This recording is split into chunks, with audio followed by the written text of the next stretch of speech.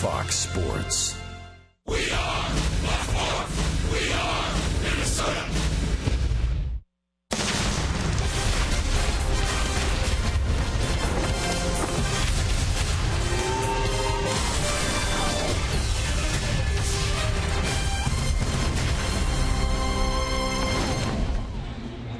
It's the start of a very important road trip and series for the Minnesota Twins. The first of four against one of the teams on the heels of the Twins in the wild card standings.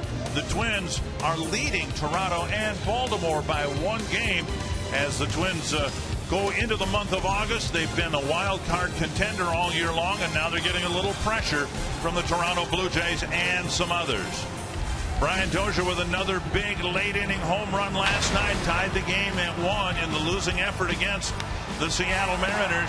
Dozier continues to show very strong power in the second half of the year. Last road trip, not a good one for the Twins.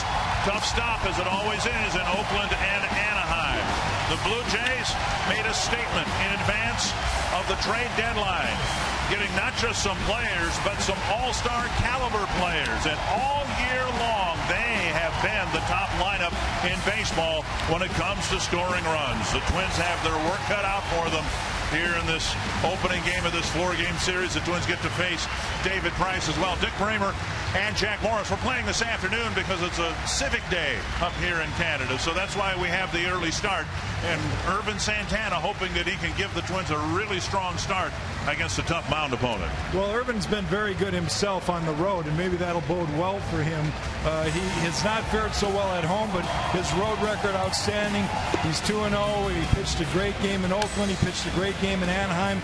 He needs to pitch another great game today. The Twins have been kind of in a little bit of a funk, and maybe he can be the guy to get him out of that today.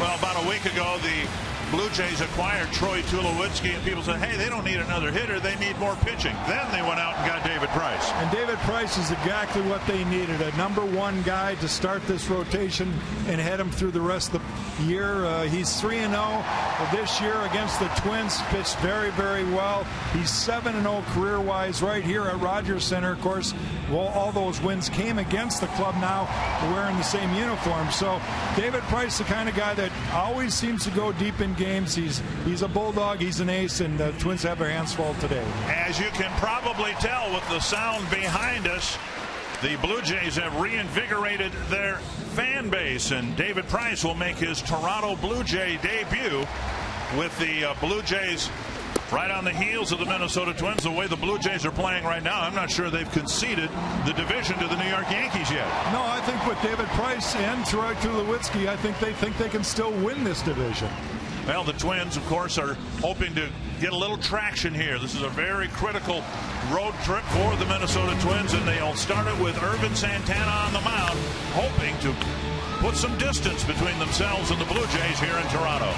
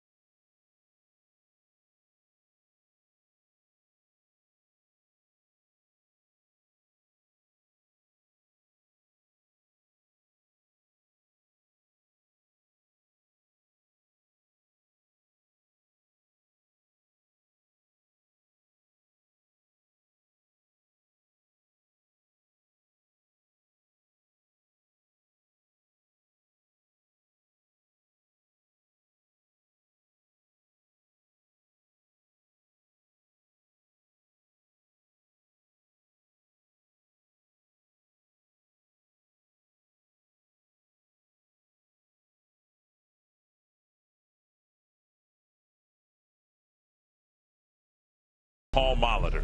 From his memorable moments in Milwaukee to championship dreams realized with the Blue Jays, Molitor made it look effortless on the field.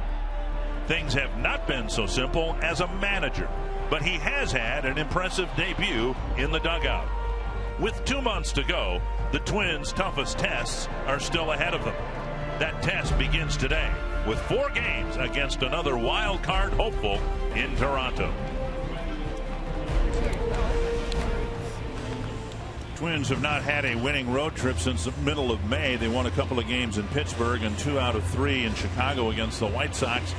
And Paul Molitor 13-6 against the American League East, and that includes winning the series against Toronto at Target Field earlier this year. But this Toronto batting order has been fortified, and so too with Price, the starting rotation. The Menards batting order for the Twins: Brian Dozier in the leadoff spot, Eduardo Nunez hitting second, playing third base, with Trevor Plouffe across the diamond at first, Miguel Sano the designated hitter, Torrey Hunter, Eddie Rosario, Aaron Hicks, Kurt Suzuki, and Eduardo Escobar. David Price will be pitching his first start as a member of the Toronto Blue Jays, 22nd start of the season. He's been very, very good, especially here at Rogers Center. He's 7-0 lifetime and very good against the Twins this year. But in his last start against his former team, the Tampa Bay Rays, he allowed 5 earned runs in 6 innings and took the loss in that game. This feels almost like a playoff game with the crowd into it from the national anthem forward. Dozier goes after the first pitch and fouls it back. I mean, you know better than I, but I mean, the fans here, they're all over that first pitch. It's a strike, and it feels like a playoff game. I've seen the progression of fans in Toronto since its inception. And from the days where they clapped like they were at a tennis match to now where they're actually cheering when guys take the field. It's pretty impressive. And that pitch missing, 1-1. He's pitched awfully well in this ballpark. 7-0 in 9 starts, but an ERA of just under 4. Up and away. Of course, most of those numbers amassed while Price was with the Tampa Bay Rays within the division of the Blue Jays.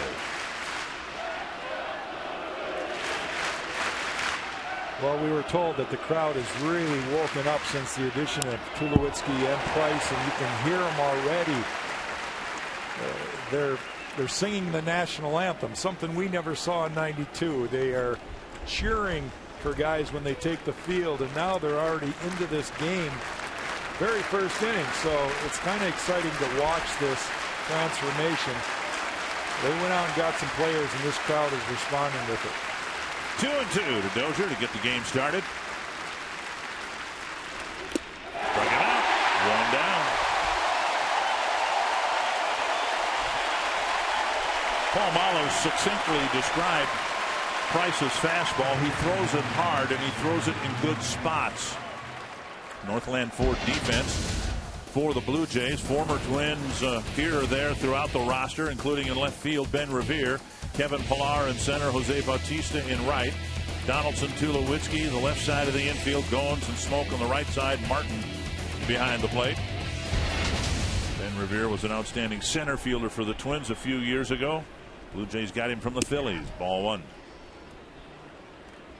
Eduardo Nunez playing third and hitting second. Joe Mauer getting the day off. Trevor Plouffe will be over at first base, so Nunez gets the nod at third. Outside 2-0. The Blue Jays and their fans, I guess, too, coming off an emotional 4-game series with the Kansas City Royals. Blue Jays won 3 out of 4.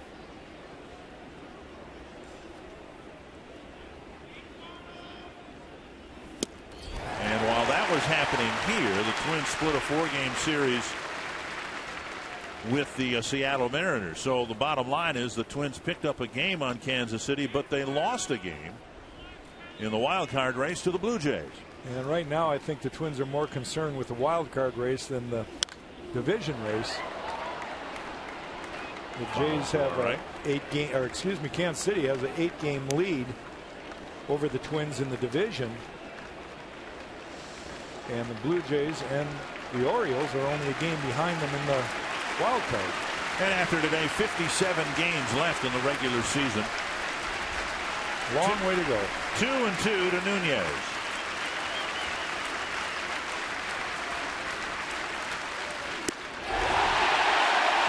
On the outside corner, pretty much where he put strike 3 to Dozier.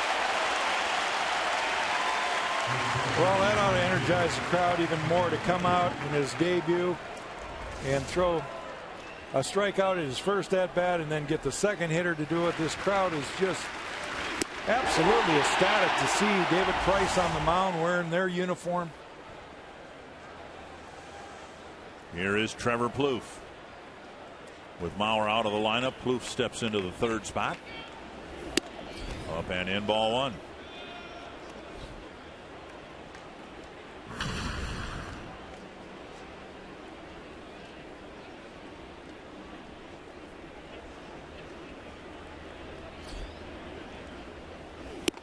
If he had stayed on his rotation turn, Price would have pitched yesterday. But with the trade, the adjustment that comes with being traded, the Blue Jays decided to push Price back one day, flip-flopped him with R.A. Dickey, who started yesterday. And there's a strike, 2-1. Part of the reason for that is not only will Price help in the wild card race by facing the Twins in this series, but it also sets him up for one more start, I believe, against their division rivals, the Yankees, who they have several games left with. 3-1 with Sano on deck. There's a slider from David. He has a curveball, slider, fastball, and a changeup. In his last start against his former team, the Tampa Bay Rays, I was told he threw an abnormally a lot of changeups, 30-some changeups in that game. High fly to center field. Shading his eyes, Pilar makes the catch. A 1-2-3 first inning for David Price in a Toronto uniform.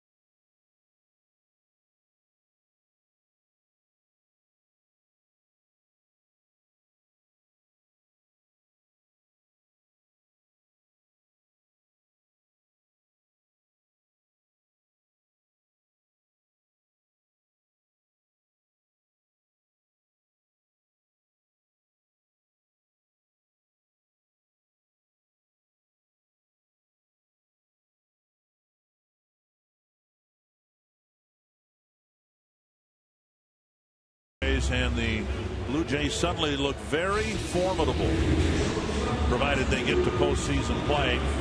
Just 2 games above the 500 mark, but a lineup that is second to none in terms of scoring runs. Here's the Menards lineup today. Troy Tulowitzki, Josh Donaldson, Jose Bautista, Edwin Encarnacion, Justin Smoke, Russell Martin, Ryan Goens, Kevin Pilar, and Ben Revere. They're going to be facing the right-hander Irvin Santana. He's making his 6th start for the Twins. He's won all his games on the road except the one in Kansas City where he got a no decision, but pitched extremely well on the road this year, and he's had a little bit of a tough go at Target Field, but he's been good for the Twins. He's a guy that they would have and could have really used in the first half of the season. Tulowitzki. A week ago he was still with the Rockies. Traded overnight Monday into Tuesday.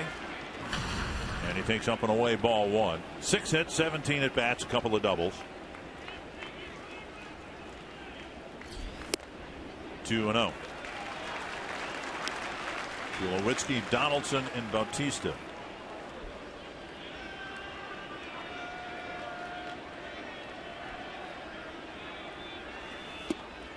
And a strike called. You can't walk these guys. And our friend Buck Martinez pointed out a good example of a statistical example of how good this lineup is. All year long, they've drawn 4 intentional walks. Yeah, he was referenced the fact that if you walk somebody, they got somebody else on deck that can hurt you just as bad. So that's why teams haven't pitched around any one particular guy. 2-2 now. Santana trying to come back from 2-0. Josh Donaldson on deck. All-star third baseman for the Jays. They really have upgraded on the left side of their infield. They had driven to right. Hunter back and reaching and making the catch on the carpeted warning track. 1 down. That'll bring up Donaldson, who had an interesting day yesterday. Hitting his first at bat by Edinson Volquez. Then up and in under his chin.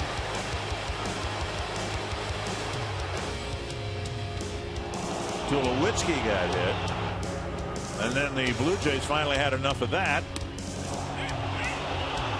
After Donaldson got breezed up and in again. There's a strike called. Blue Jays hit a Kansas City Royal. And their pitcher got thrown out. Outside 1-1. Well, the Royals have been in the middle of a bunch of those incidences all year. And they've got a couple pitchers that I think they're better than they are. Either that or they're always in trouble, so they have to hit people. John Gibbons got tossed after Donaldson got thrown at again, and then Sanchez was tossed by Jim Wolf, the umpire. And the bench is cleared. Everybody pointing at one another. Ned Yost thought that Jim Wolf handled that marvelously. An opinion that is not shared here in Toronto. 2-2.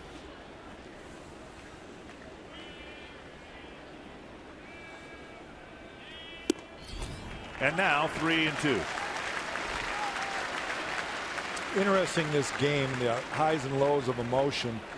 One of the concerns talking to John Gibbons before the game is that he hopes that the team doesn't have a letdown mentally after a big series and coming back winning that game. Popped up, and Plouffe down the line, and nobody's there. And Donaldson, taking advantage of the big hop, goes into second with a double.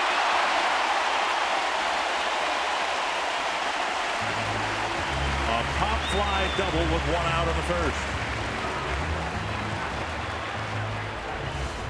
Well, a little bit of inexperience for Trevor Plouffe on this one. He's used to going back at third base, and you can see how he's circling a little bit and looking for help. Quite honestly, it's probably Torrey Hunter's ball, but I don't think Torrey read it right off the bat, and he was a long way from it. It was just one of those fly balls that was going to land in the middle of no man's land. Trevor kind of gave up on it, but he would not have been able to catch it. Dozier couldn't get there, and Torrey started that play back by the warning track.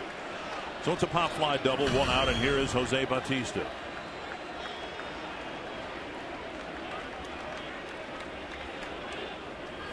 Outside. Twins stepping up in class in this series. They can't make mistakes in this 4-game series, and any mistake could very easily cost them a game against a team that's playing very good baseball right now. 1-0. And a strike called 1-1. Well, the Jays have always had guys that will swing every single time they cock the bat and swing. They're swinging for the fence. Bautista's one of those guys. That's his game plan. He wants to put it in the seats with every swing. I think 19 of those 20 home runs against the Twins were at Target Field. Yeah. Just a slight exaggeration. That was back when it wasn't even a hitter's fault. 2-1. Hitters will respect that. Santana coming inside with a belt high fastball. What got the Blue Jays so upset yesterday were the ones shoulder high and above. Yeah, there's no need for that. You can get your message across without throwing up and in. The pop up near the Toronto dugout, and it's out of play. Blue Jays leading the league with 561 runs scored. The next closest team, the Yankees, 49 runs fewer. And this Blue Jay lineup bludgeons the ball, averaging over 5 runs a game, which puts them on a pace for over 800 on the year. With that being said, the Twins are still 2 games better in the loss column than the Jays. Exact same number of wins. Both teams have 54 wins coming into this game. 2-2 and a pop-up. And this time it's the shortstop Escobar fighting the sun and making the catch. 2 down. Santana, a fly ball pitcher, and he's gotten 1 deep fly and 2 little pop-ups. 2 down. That'll bring up Encarnacion. Here's the Northland Ford defense for the Twins. Rosario in left, Hicks in center, Hunter in right. Nunez, Escobar making another start at short. Until it's proven otherwise, we're just going to call Escobar the regular shortstop. Dozier and Plouffe on the right side, Suzuki behind the plate. And now you've gotten Bautista and Donaldson to pop the ball up. Now you get to face Encarnacion. Inside ball 1. Edwin may be the strongest hitter in their lineup as far as just pure strength. He is just a great kid. He goes, you know, he's very quiet and doesn't talk a lot to the press, so he kind of is misunderstood a little bit here in Toronto, but the fans have learned to love him because he puts up some big numbers offensively, especially the production numbers. In the interest of full disclosure, we should remind our viewers that 2 years ago you broadcast all the Toronto games on radio, so you know this Toronto lineup, at least the ones who were here 2 years ago, right, awfully well. 1-1 to Encarnacion. Twins with a pull shift in the infield, and there's another pop-up headed back our way. I got my fingertips on that, Jack. I got my fingertips on that one. I was waiting for it to one-hop my little I don't know what this box is. It's a cough talk back whatever this is, but it came right back there. I almost got it. It's not easy to do. We're way up here in Toronto. In all the years I've come here, there's nothing that's come close to getting into this booth. Well, Gorgie would call that an ugly finder. That's right. 2-2 to Encarnacion. Off the end of the bat, spinning and staying foul. Irvin Santana took a little off that breaking pitch right there. Got Encarnacion out in front. And this is even though it's the first inning, it's a big inning for Irvin. David Price came out and just was vintage David Price. Got the crowd into it right away. And if he can shut down Edwin right here, get the Twins back in the dugout, it'll kind of calm everything down. It's blocked by Suzuki, but now it's a full count. A base is open. Justin Smoak on deck.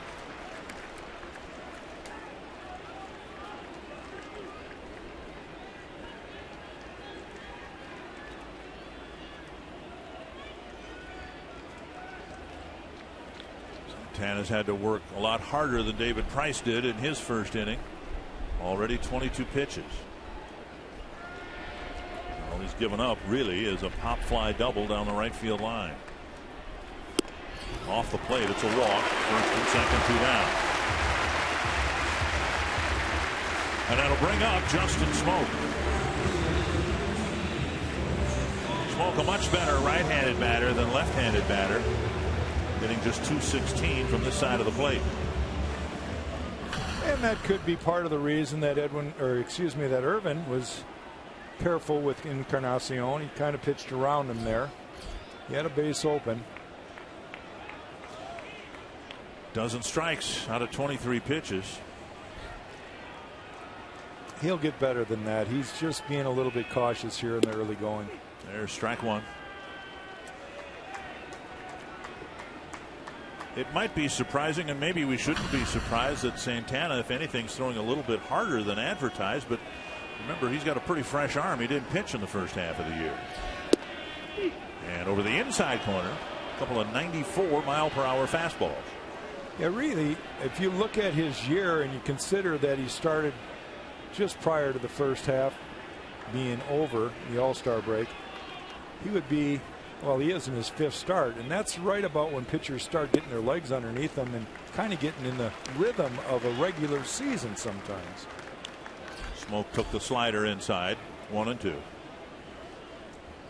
Yeah, 10 pitches right there of 95 plus, so he's coming out throwing hard. We saw David Price do that a couple times this year. High pop up left field. Rosario coming in and ending the inning. A pop fly double and a walk, a scoreless first for Urban Santana.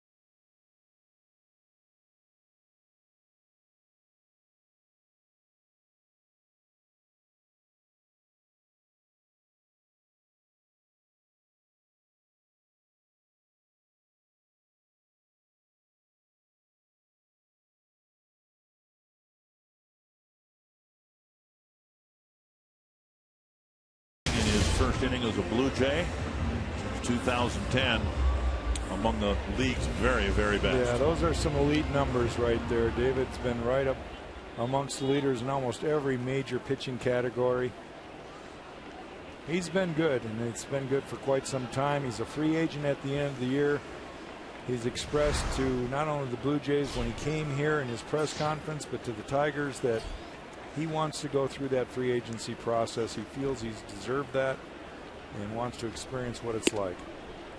And all the while he was with Detroit and here in Toronto, not ruling out the Tigers or the Blue Jays at all, saying no, he was willing, he said, to sign when the timing was right with Detroit, and I'm sure he'd consider the Blue Jays as well. On the ground, Sano rolls one to the shortstop, Tulowitzki. One down. You know, it's interesting, you look at this Toronto team, and as good as they look right now in the last 9 months or so, they switched third baseman with Brett Laurie with Oakland, and upgraded, and now they've switched shortstops with Colorado and upgraded there as well. Yeah, they feel that Jose Reyes was really kind of slipping. He wasn't getting balls to his left or right, some of them even right at him, and they really know that Tulowitzki's always been a premier shortstop, and so they tightened up defense. And of course, Tulowitzki's been a .300 hitter. Donaldson's an all-star. So they've really improved on the left side of the infield. One strike to Hunter. Fouled away. Forget runs. The Twins found hits hard to come by over the weekend against Seattle. And now they get to face David Price. They ran into some good pitching the second half. And, you know, I think it's the nature of the game. Every ball club's got guys they can run out there that on any given day can do a great job. And professional hitters find a way. I guess that's the best way of saying it. You've got to find a way to get a pitch in an at-bat, and don't miss it when you get it. You know, when we started the second half in Oakland, Twins won the opening game of that series, and at one point they were 50-40. And since then they've won 4 and lost 10. But that Oakland pitching staff is very good. The Angels were playing very well when the Twins were out there. And disappointing series, of course, with the Mariners just splitting the 4 games. Twins haven't won a series. There's been a couple games, and I think you'd agree, Dick, that the Twins had them in their hand, and the momentum shifted so drastically by losing games late. And you always wonder, had they won those games, the energy level is picked up for the next day. Fly ball, left center field. Retreating is Revere to the wall. That ball is gone. Torrey Hunter puts the Twins up 1-0. Home run number 17 for Hunter. Well, off the crack of the bat, we were wondering if that might go, but I've seen it so many times here at Rogers Center. This ballpark has changed since the days that Paul Molitor and I played in World Series games here. For one thing, they've taken out all the glass that used to be across what was a center field restaurant area. And of course, with the roof open, it changes quite considerably, but that ball carried well. It's warm here in Toronto for this time of year. With his 17th home run, Torrey has equaled his home run total in each of his 2 years in Detroit. 17 home runs in 2014 and 17 home runs in 2013. 1-0 to Rosario and a swing and a miss.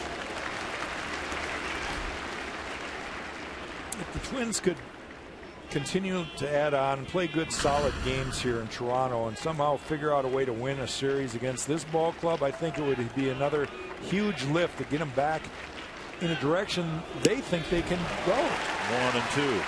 But it's going to be a Hunter or a Mauer or a veteran player who's going to, carry the team for a while. It's a little unreasonable, I suspect, to have a Rosario or a Sano in the dog days of August lead the team.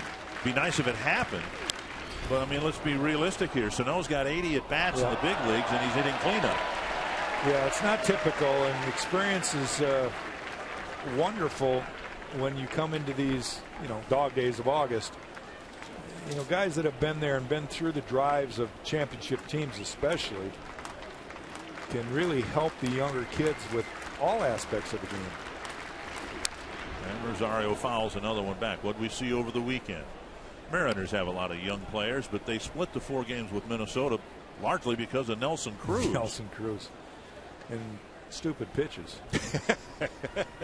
That helped too. I'm sorry, but I can't explain it any clearer and to the point than that. Swing and a miss. Rosario strikes out 2 down.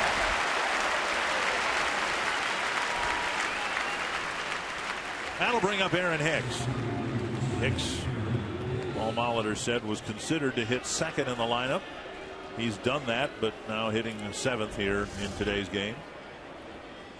Well, you see Price. Look at those on Fox Track. Look at all those pitches around the perimeter of the strike zone, but the ball is still within the strike zone. That's what makes David so good and so competitive as a pitcher. Hicks takes outside, ball 1. Paul Molitor talked about it. It's not just the fact that he throws a 95-mile-an-hour fastball. He just rarely throws it over the middle of the plate. Hicks 4 for 10 with a couple of walks against Price. And so far this year, Hicks, as a right-handed batter, hitting just under 400. I'm noticing, and maybe you can help me with this too, I think you have too, that they're starting to throw more changeups. Fast and slow, soft and hard against Aaron Hicks. Price just changed up there. Foul back on a fastball. And we talked about how difficult it is to be a switch hitter. Aaron being that guy and the adjustments you have to make daily. But it's even harder. I think the hardest thing to do as a hitter is to adjust the speed. 1 and 2 to Hicks.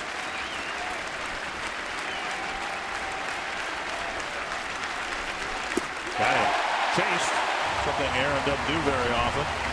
2 more strikeouts in the second, but the Twins take the first lead on the first home run of this 4-game series. Pretty good bet it won't be the last.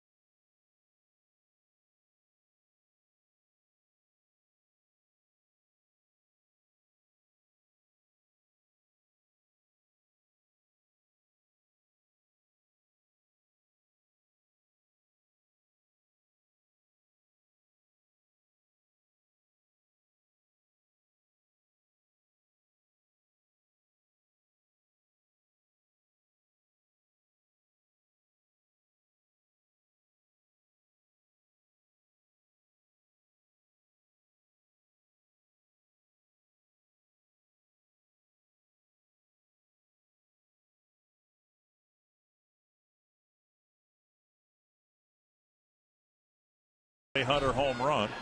Time now for you to tweet your strongest fan photo. Use hashtag NorthDataStrongFan, and you might see yourself in an upcoming broadcast brought to you by T-Mobile. Irvin Santana with a 1-0 lead, and now Russell Martin, Ryan Goens, and Kevin Pillar will hit. Russell Martin coming over from the Pittsburgh Pirates, and he's been a big addition to this ball club. He's solidified the pitching staff. Kind of a steady force behind the plate. Very good numbers for a catcher. Almost 50 RBIs, 15 home runs. And strike two. Mentioned the Twins took 2 out of 3 from Toronto at the end of May. They did so by pitching well. Particularly the bullpen was good. The one game they lost, Colabello hit a home run against Perkins. Martin quickly strikes out for the first out of the second. But Ryan Presley got a couple of wins out of the Twins bullpen. And they held the Blue Jays to 4 runs a game rather than 5 runs a game, which is their custom. Twins take on the Texas Rangers August 11th through the 13th at Target Field. Tuesday features the U.S. Bank Value Pack. You can purchase a U.S. Bank Home Run Porch View ticket and receive a free Schweigert hot dog and Pepsi. Wednesday is Student Day. Presented by Rasmussen College. Call 800-33-TWINS. Visit twinsbaseball.com for more ticket information. Here's Ryan Goens.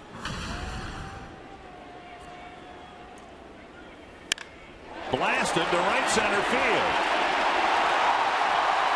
So you deal with all this muscle in the Toronto lineup, and the game is tied on a Ryan Goens home run.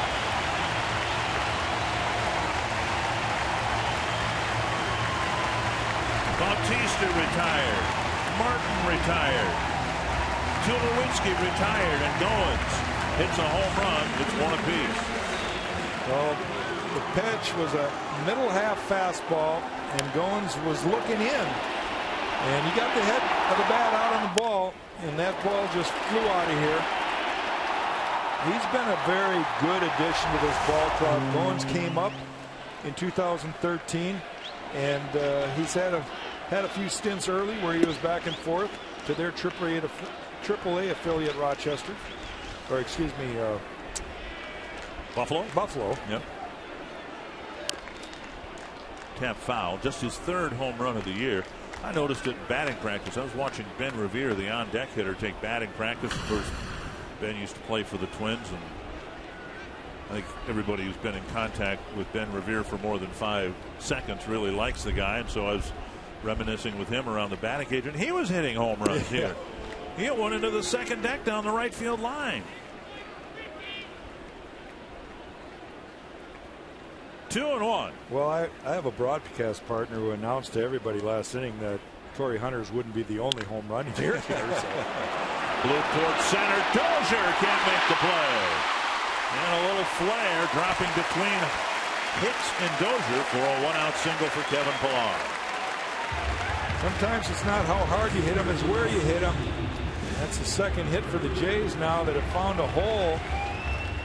See Dozier breaking hard and almost would have had a chance, but his hands didn't get in the right spot.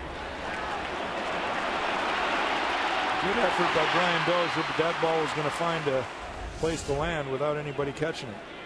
Here's Ben Revere.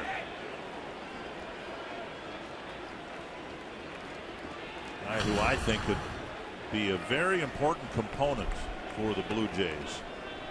They've got a tremendous amount of power, and he gives them, in the spot he's hitting in right now, I think an ideal number 9 batter. This guy hits. He's going to hit 300 just about every year he plays. That was his history in the Twins organization. Not for any power, but he's got the speed. Well, he's got good legs, and he puts the ball in play, makes contact. And now inside, 2-0. But more importantly, they got him to play left field. They like what they see in Pillar out in center field, and they needed to stabilize the left field position as well as shortstop position. So Ben Revere, as Twins fans remember, he could run him down. Not a very strong arm in the outfield, but he can really run him down. And Santana as the strike zone jump around on him a little bit.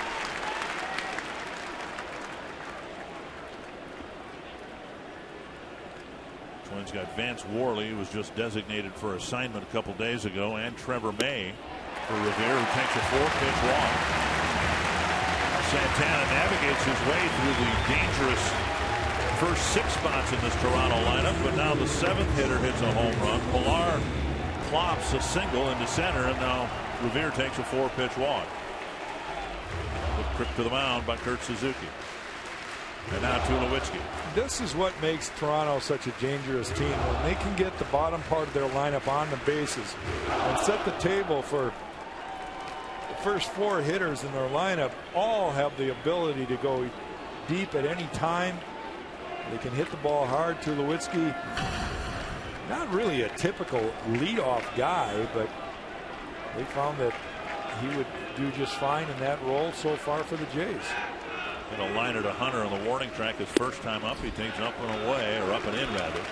5 straight out of the zone by Irvin Santana. Santana, who had to throw 10 more pitches than he wanted to in the first inning, now struggling to get the second out of the second inning.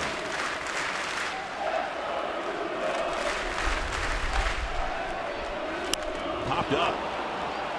And Plouffe across the line, shielding his eyes. Makes the play, 2 down.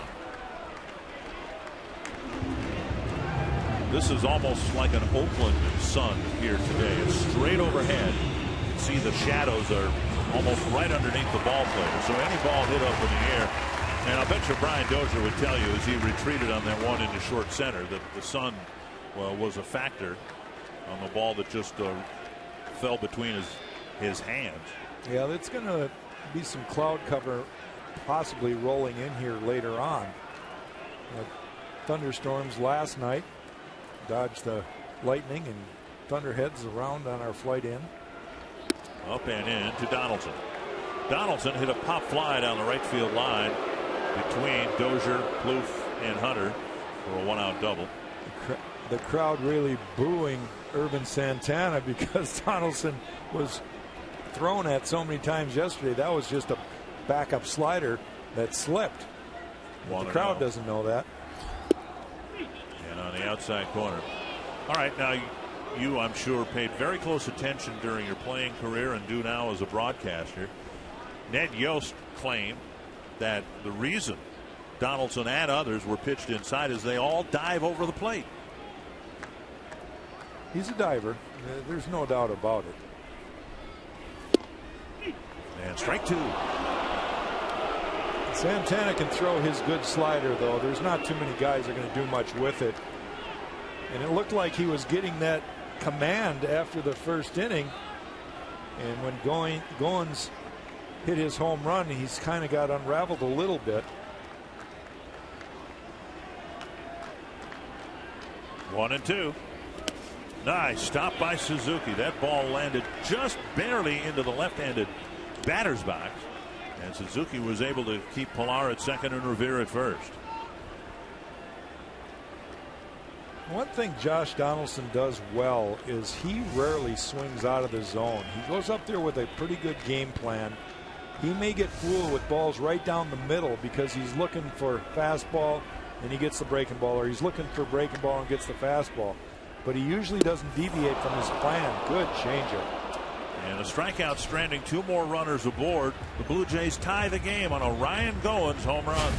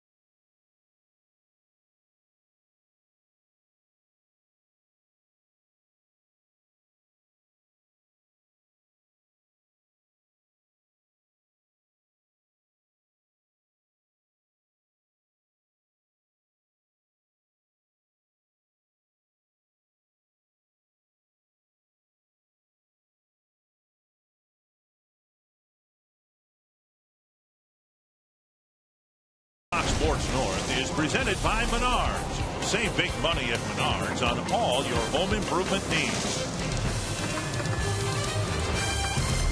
I like our light rail better back home, don't you? Well, that's right next door to Rogers Center. Here is the old roundabout. I mean, you know all about those. Yeah. You're a big Thomas the Train guy. I am. My son was a big Thomas the Train guy, and by connection, necessarily, I was too. One strike to Kurt Suzuki. Eduardo Escobar, Brian Dozier will follow. Suzuki with a walk-off hit Saturday and almost got another one yesterday.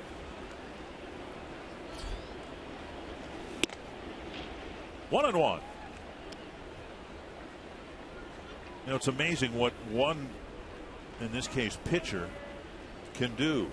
People thought of the Blue Jays as they continued to bob to the surface at 500, and then they'd ball driven to the right field corner, but foul. They'd be a game or two up, and then a game or two down, and it wasn't because of the lineup, because they were producing a lot of runs. They said, oh man, they need to get a pitcher.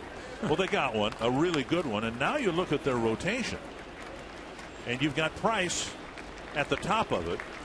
Marco Estrada might be the best pitcher no one's heard of. Yeah. And he's going to pitch tomorrow. You've got Mark Burley and R.A. Dickey. And, I'd take their rotation over the Yankee rotation at this point. And the Yankees are the one in the division with the biggest lead. Well, the Yankees have a good offense, too, and a great bullpen. And there's R.A. Dickey, former Twin. Just off the plate, 3-2. Yankees start today 6 games ahead of the Orioles and the Blue Jays. No question, though, that the Blue Jays, with their offense, needed a starting pitcher to really help them get over the hump if they're going to make a run for this postseason. Driven to right center field. That's hit pretty well. Bautista's over there. He won't get it. And it bounces over the wall. Something that they say doesn't happen as much here with this new artificial turf. But that ball took a very high hop over the fence. And it's a leadoff ground rule double. Good to see Kurt Suzuki maybe getting back on track a little bit. He got the game-winning walk-off hit the other night against the Mariners. And here he barrels one up, hits it to right center. And now Escobar to the plate. Situations like this are one of the key reasons why the Twins have won just 4 games out of their last 14. Escobar trying to drive the run in, but at the very least he needs to get Suzuki to third. And with that in mind, he pops it up to Martin, 1 down. One failure after another in situations like this. 1 down. It's a way for Eduardo Escobar, who's going to hit down in the lineup. Who's that guy? Well, the Blue Jays couldn't beat the Twins in the '91 playoffs, so they went out and stole their ace, the Twins ace. Jack Morris, World Series champion in '84, and then 3 years in a row, the Twins in '91 and 2 years here. There's a heck of a run. Some great times with all 3 teams. Here's Dozier. Dozier struck out his first time up.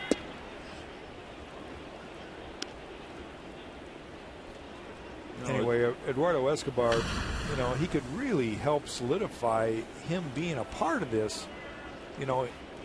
Granted, he's going to be the shortstop for an extended period here, but the little things, Paul Molitor is impressed with little things. And getting a bunt down when you're asked to is something he should be able to do.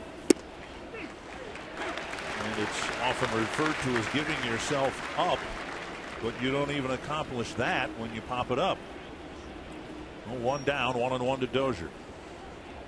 One of the most liked of all his teammates, Eduardo Escobar. He comes to the ballpark with energy and love, passion for the game every day. But he's got to be a little frustrated after that. Hook foul, 1-2.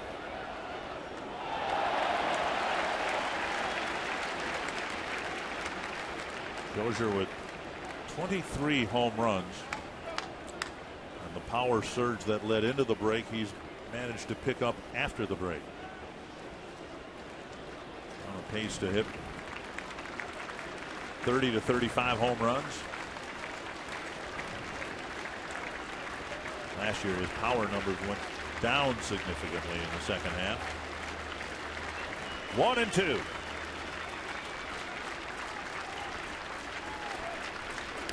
Foul tip. Martin hangs on. 2 down. Second time Price has gotten Dozier.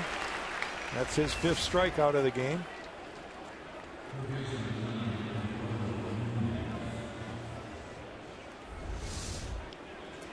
Two down.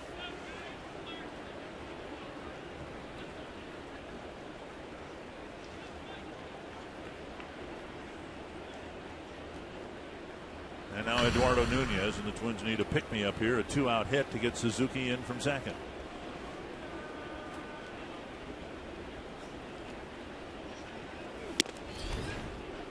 We've talked about this before. When you get a run after a leadoff double where 3 people are involved, maybe Escobar moves them along.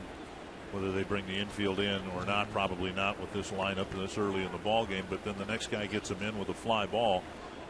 That's 3 different components to 1 run. It's only 1 run. There's a chopper first, and Smoke feeds Price, and Suzuki stranded at second base.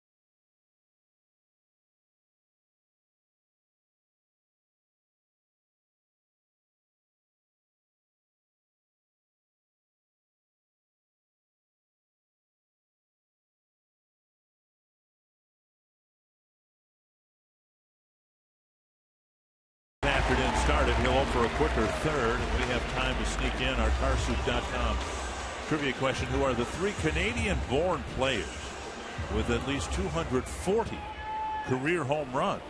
Oh, I think I know 2 of them right away.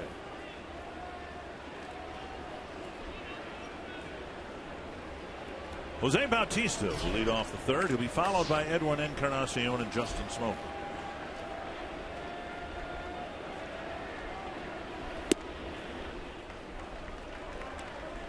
Matt Stairs played for what, 31 years, something like that. So he seemed like he might be on the list. I don't know if he got that many. I think I have all 3. Okay. I'm just forgetting a senior moment here. I'm forgetting the guy who played in Montreal. Larry Walker? That's the guy. Yeah, okay, I got them all. Okay. That's just foul.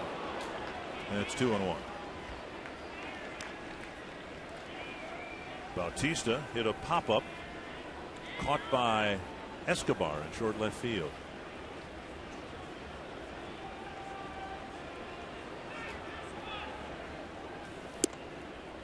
And outside.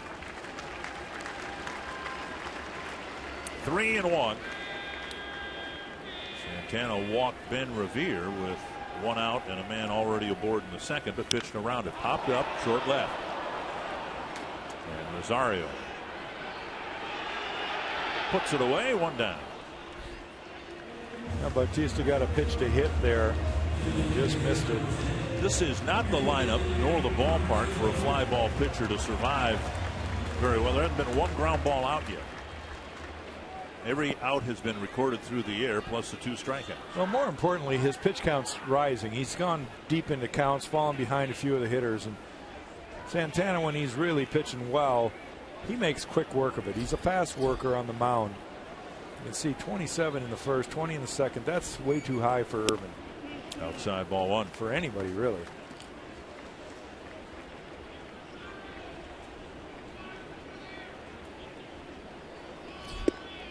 Down low now, 2-0.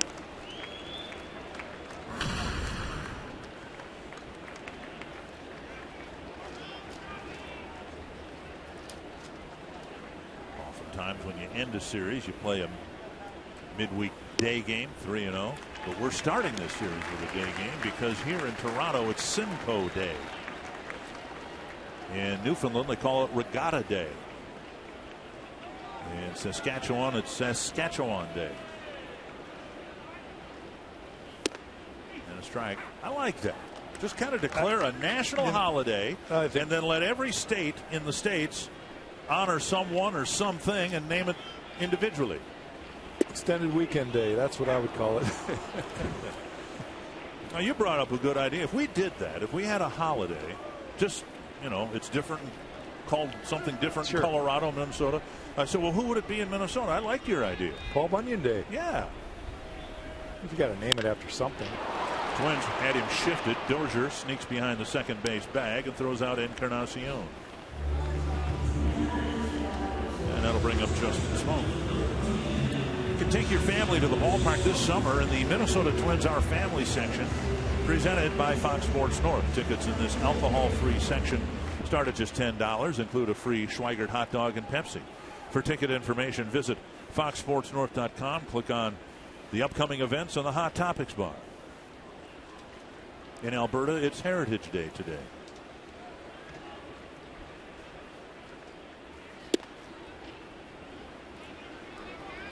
And ball 1.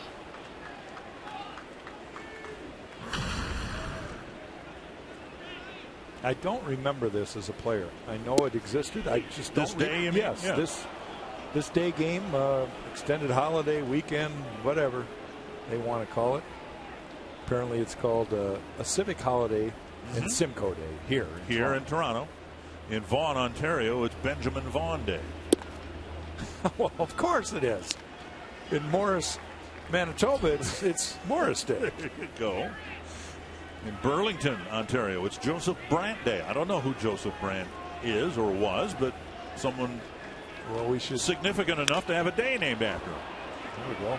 Pop up left side. The only infielder over there is the shortstop Escobar. He makes the catch, and it's a 1-2-3 inning.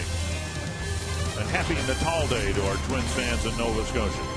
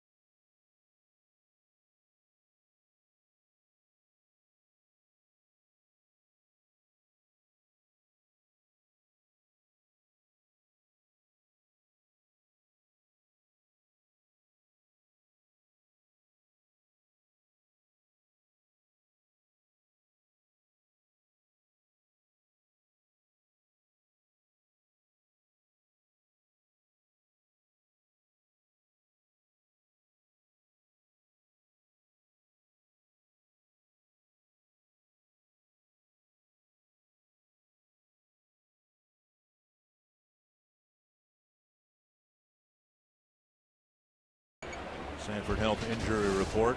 Red Sox putting Rick Porcello on the disabled list. Strained right triceps. It's been a lost season for the Red Sox. CEO Larry Lucchino announcing his resignation yesterday. Boston 12 games below the 500 mark.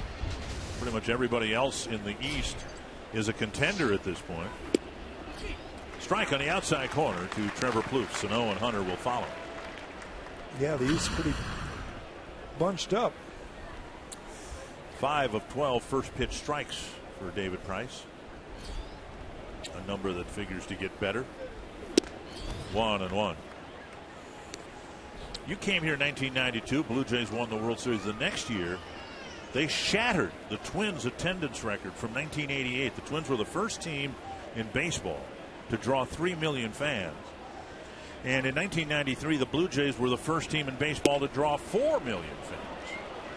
Yeah, as I look around here in the upper level, they're calling it a sellout, but there's a lot of empty seats there. And one thing that the entire year, 93, 92 seemed very close. I can't remember what the final was, but I thought it was like 3-8. All right. Every game was, a packed house. This one driven to right center field. That's headed where Suzuki's ball was. This one hits the fence. Plouffe glides to second with a double. Just a nice, easy swing right there for Trevor. He didn't try to do too much, and that's one thing Tom Bernanski's just really proud of Trevor with. Ball's away, a fastball away. We talked about how David Price locates his fastball both in and out. This ball's down and away, and Trevor just shoots it out the way the ball was thrown to him. Good at bat.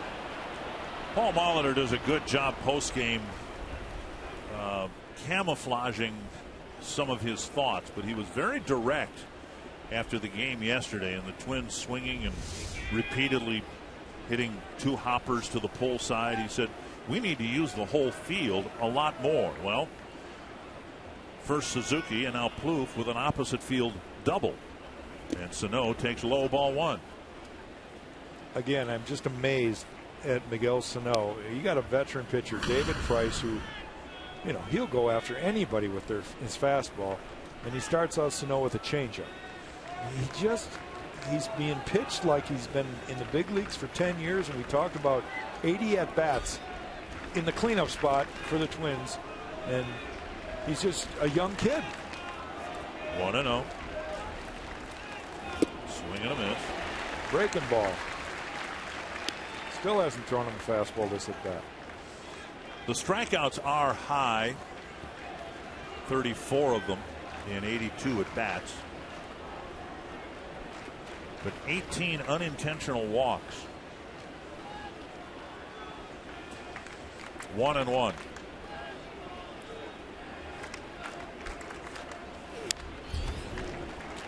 And 96 kind of ate him up just a little bit. Foul back.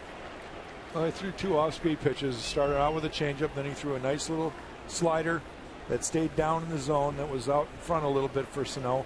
Then he threw the gas, 96, and it did tie Sano up a little bit. He was looking for it, got a piece of it, but a little bit late. 1-2. Sano trying to trade places with Plouffe at second base.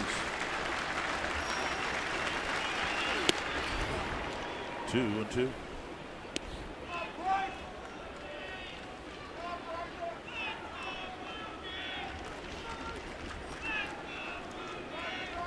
Again, this is a big run at second base. It's still early, 4th inning, but the Twins get a leadoff double, and if they're going to improve, they need to figure out a way to get a runner in right here.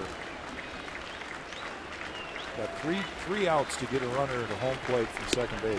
Just off the corner, and Price comes in front of the mound to catch the pitch. 3-2. Well, we saw number 5 there on Fox Tracks. It's off the plate, and again, that you got to credit Miguel Sano for that. So many hitters would chase that. We saw Dozier do it in the first inning with Nunez doing it. Ball's right on the outside corner, maybe off the plate, but Sano doesn't make an effort to swing out of the zone. Probably what, a 3-2 changeup here? Price is so good. And you mentioned in his last start, he threw a lot of changeups. Well, I don't think you're surprised by anything David would throw in this situation. which means you can't prepare for anything either. You got to look for the one you think you're going to get. And Sano takes a walk, filling first base. Great at bat again for the young man. You said it looks like he's been here 10 years. 10 years from now, he's going to hopefully have really cut down on his strikeouts, but he's already shown the ability to take a walk. In his 25th game, he's drawn his 19th walk. That's, for a 155 game a year player that the Twins envision him being, you're talking about over 100 walks. Paul was talking about the fact, and I know he was just estimating, but he said about 40% of his plate appearances he either walks or strikes out. A lot of guys in the Hall of Fame did that too. Hunter swings and misses. 97, David Price reaching back. Of course, a year ago at this time, Hunter and Price were teammates with Detroit. Hunter took him deep in the second inning.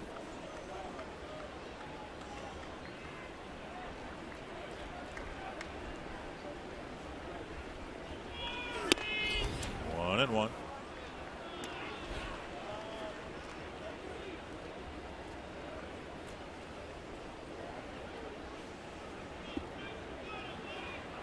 th home run of the year for Hunter in the second. And to put the Twins back in front here in the fourth.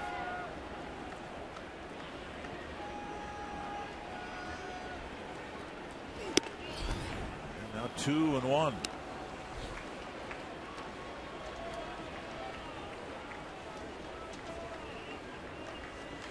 Price lost his last 3 starts for the Tigers, but didn't get much run support in those last 3 games. Now, he did have a difficult time in his last start in St. Petersburg, giving up 5 earned runs in 6 innings.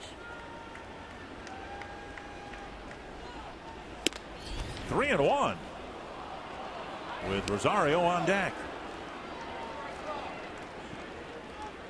Twins have had some great games against great left-handed starting pitching. They've beaten Chris Sale 3 times. But they haven't beaten David Price yet this year. Mostly, David Price is mostly a fastball pitcher. Paul indicated that he thinks his team is better suited to face hard throwers than he is the soft tossers. And I tend to agree with him. I think you've got so many young guys in the lineup that feel they can hit any fastball. David's got one of the better ones in the game. 3-1. And a walk to fill the bases. And the inning started with a Trevor Plouffe opposite field double, and now Sano and Hunter have walked, and Rosario will come up with the bases full and nobody out. Jack Morris and Dick Bramer here at the Rogers Center. John Gibbons saw his Toronto team take 3 out of 4 from Kansas City. There's just so much energy and excitement about David Price making his first start as a Blue Jay today. And the Twins have a golden opportunity to ruin a lot of attitudes right here in this inning. And now Rosario, who struck out his first time up in a bigger spot in the 4th inning, his second time up. Foul back. Rosario trying to turn around a 96-mile-per-hour fastball.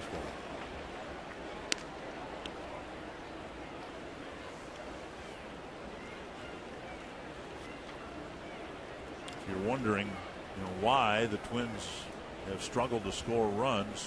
One of the factors is the fact that they've got 2 rookies hitting in the middle of their lineup, Sano and Rosario.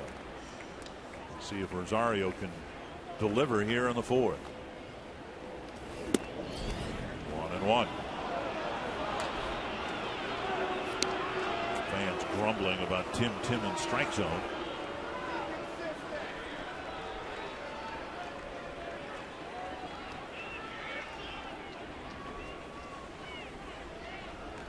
One and one to the rookie. Pitch 1 was a swung on and missed or fouled back. Pitch 2 taken. Now a pop-up short center. Tulowitzki, Goens. And it's Tulowitzki with the catch. chance for anybody to advance one down. You just talked about it, Dick. Some of the inexperience and over-anxiousness of the younger hitters right there. Eddie Rosario swung at 2 balls out of the zone, popping up one of them. And you've got to be a little more patient in these situations. Tulowitzki does a nice job getting to that ball. There's no way that Plouffe is going to be able to tag. That's a big out for David Price. Now a ground ball to maybe get him out of a jam, and Aaron Hicks is going to try to avoid that.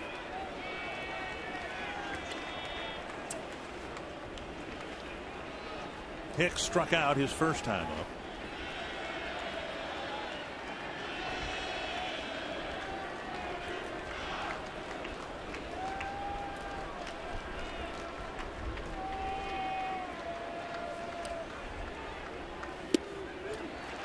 Strike one. With his second inning at bat, Hicks is inching closer to his 650th major league at bat. And we think of him as having been around, and this is his 3rd year, part of the 3rd year with the big league club. Foul back, 2 strikes. And Hicks might have chased one out of the zone there. Everybody wants to be a hero, but you've got to make the pitcher come to you. And of course, it's so easy to say when you're way behind the upper deck like we are, but it's the game of baseball, and you're in the big leagues. And these are the things that make a difference between young kids and experience, like a Torrey Hunter, who knows the strike zone, knows pitching situations a little bit better. See what Hicks can get done here. 0-2. 1-2. 21 pitches this inning for Price. 66 in the game.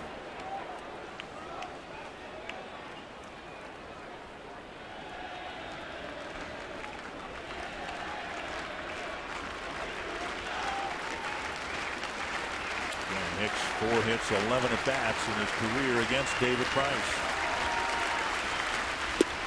On the outside corner, 2 down. 93 miles per hour down and away on the black.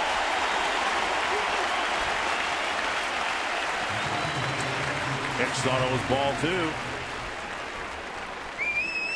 There's Foxtrax telling us it was outside. Pitch number 4, not close.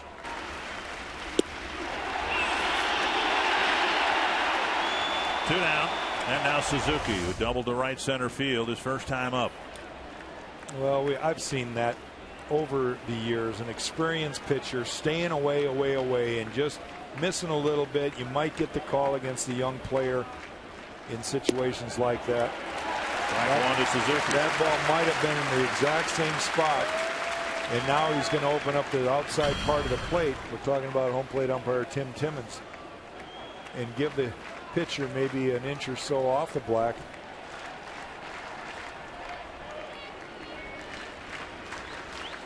One strike.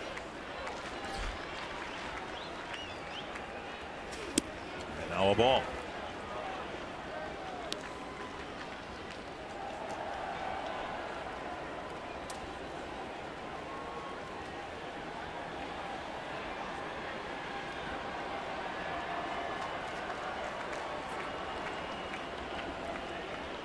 Kurt's a good contact hitter.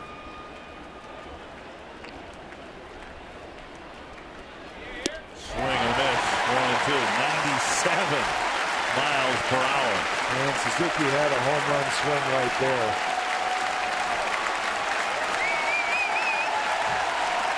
And now this crowd, who was booing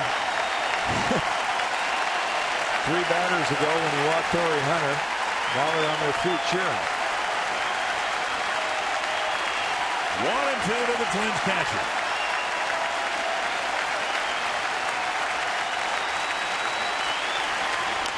And Suzuki again, with Price dialing it up to 97, this time getting a piece.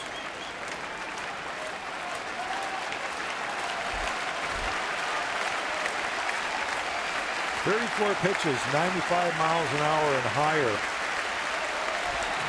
David Price, he's done that so many times this year. It's almost like he's fallen more in love with his fastball than ever before, and he's got a little extra.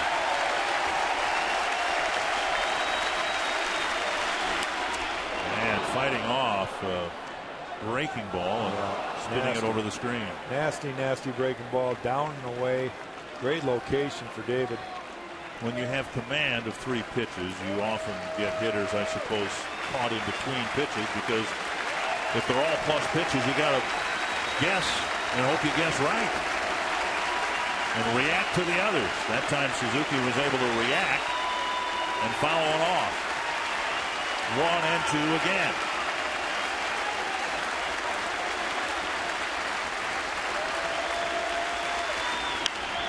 Another foul over the Twins dugout.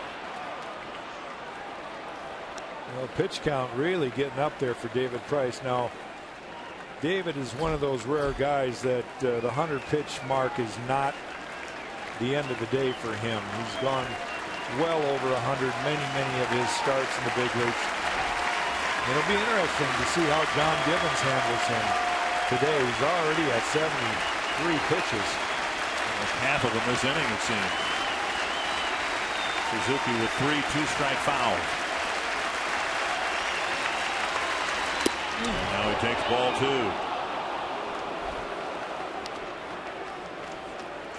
What separates guys like Price, Scherzer, Verlander when he was in his prime, their ability to make 1 or 2 pitches in key spots and pitch out of situations like this. Now, what they're able to do with the runner at third base and 1 out or nobody out, that's the difference. They've got a different gear. Second inning in a row, the Twins start the inning with a double and don't score.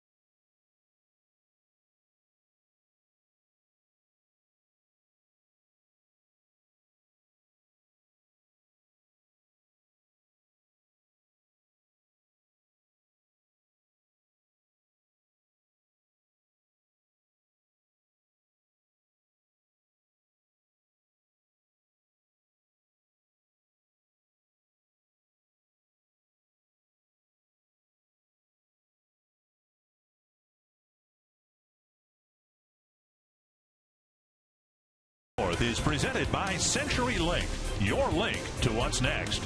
By NorthlandFord.com and your local Northland Ford dealer. And by Grand Casino. The best stories start here. A beautiful day in Toronto. Each team with a home run. And Irvin Santana getting ready to pitch to the Blue Jays in the bottom of the 4th. Russell Martin will lead things off. Yeah, it's all tied up right now. Each team with a run, 3 hits apiece, 4 left on, and no errors. So pretty evenly matched so far. And Santana misses ball 1. Santana struggled in terms of pitches thrown in the first 2 innings, had a much quicker third. and hopes to have a quick fourth. 1-1 to Martin. Goens and Plouffe will follow.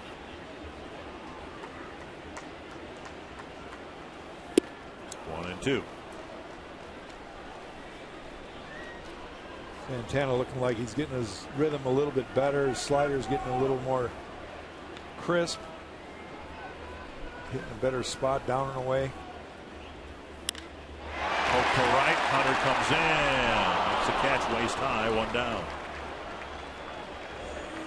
Ball looked like that kind of sailed on Torrey. Might have caught that in the palm of the glove. One down. And it'll bring up going.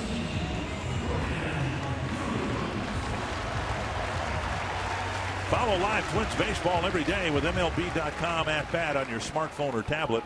Stay connected to the Twins all season with MLB.TV Game of the Day. In-game highlights, live look-ins, replay reviews, radio broadcasts, and more. You can browse the app's new features, including StatCast tracking, videos, bilingual access for Spanish-speaking fans. Download MLB.com at bat, the #1 app for live baseball. Ryan Goens takes a strike, hit a home run to right center to tie the game in the second. 1-1.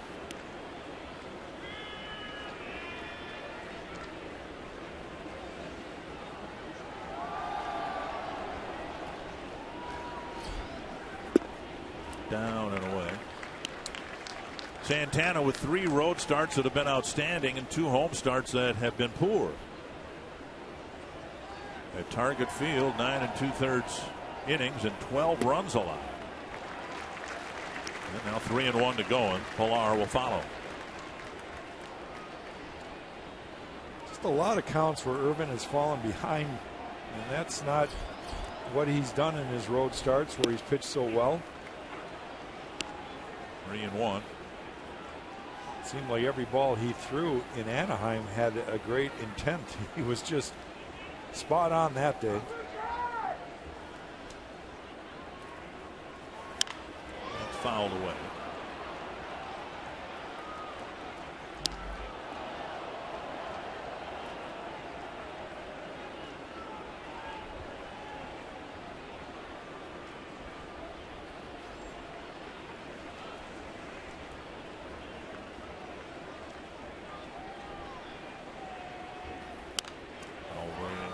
Again, Santana on a pace here to perhaps not even be able to complete 6 innings just because of the pitch count. And with the way the bullpen has pitched lately, you would hope that he could have done a little bit better job. Chop to the right side, and Plouffe fires to Santana. Nice play. 3-1 with Plouffe cutting in front of Dozier, 2 away. That was a great play by Trevor, and of course Irvin really reacts well to the ball. These are some of his starts. Oakland, Kansas City, maybe his best game against the Angels. His road starts have been outstanding.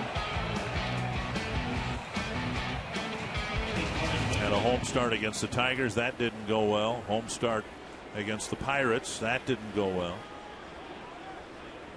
2 down. Here is Kevin Plouffe. Outside, ball 1.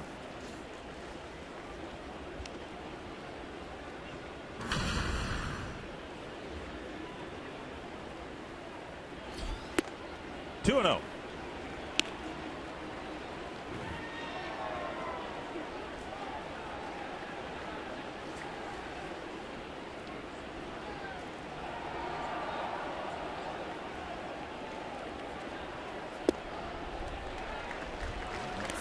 To the #8 batter. Santana's erratic control has come at conspicuous times. He walked the #9 batter Ben Revere on 4 pitches in the second, and now 3-1.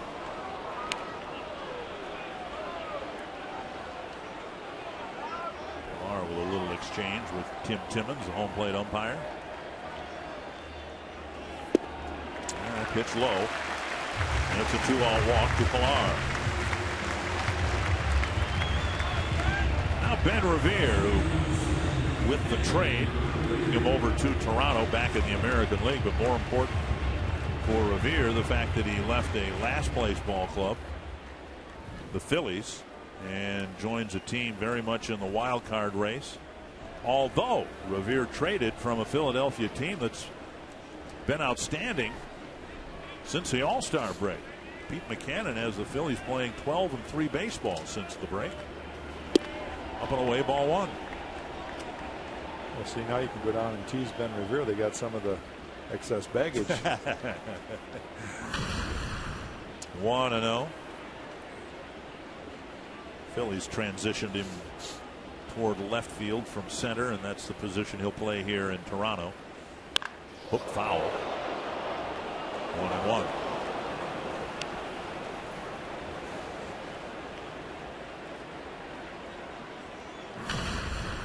81 pitches, and Santana still hasn't completed 4 innings, and he's facing a guy in Revere that's done well against him.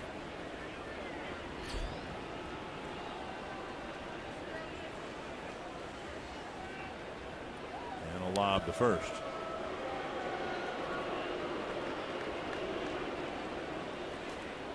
Blue Jays don't have a hit against Santana, second time through the order.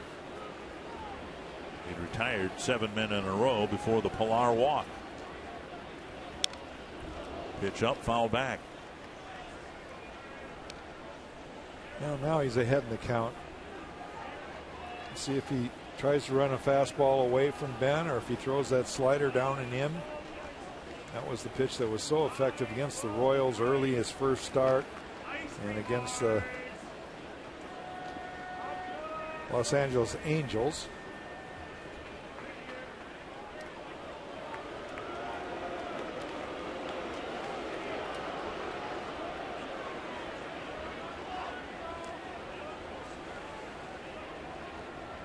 One and two to the number 9 batter.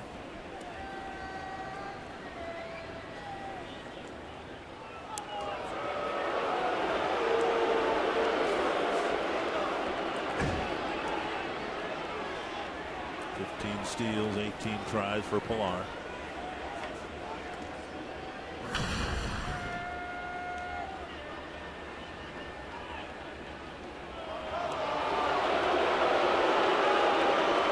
You gotta wonder if maybe Santana's having a little fun with the crowd right now.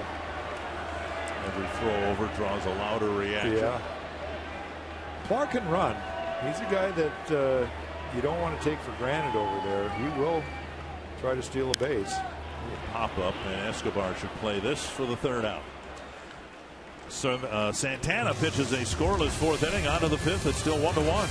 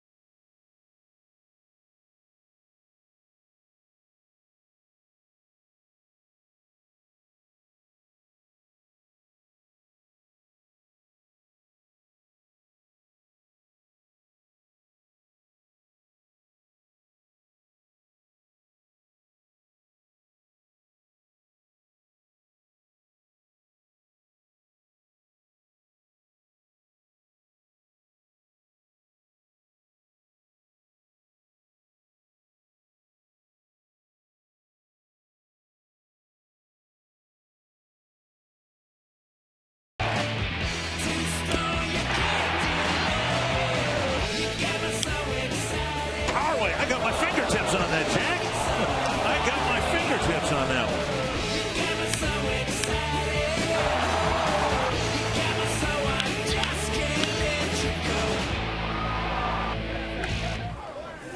I said that a lot in high school, by the way, too. When I played high school baseball, I got my fingertips on it. As you turned around and ran down and ball at the. Was lying in the outfield grass. Yeah.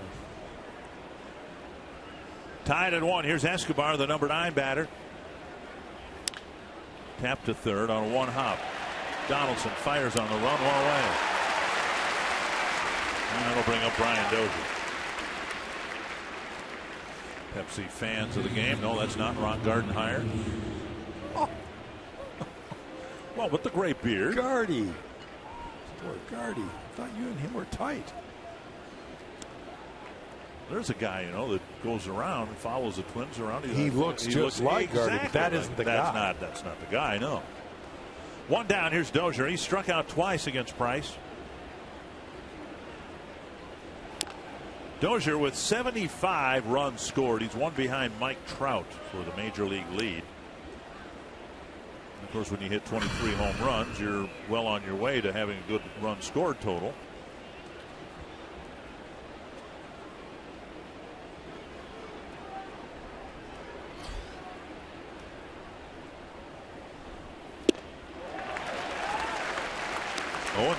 Well, David's really got Brian a little messed up. He struck out twice, like you just said, and Brian's had a couple good swings, just not making any contact. He might go back to the well with a heater. No, he's going to throw a changeup. Roll toward the hole. Donaldson picks it off, and a stretch at first by Smoke, 2 down.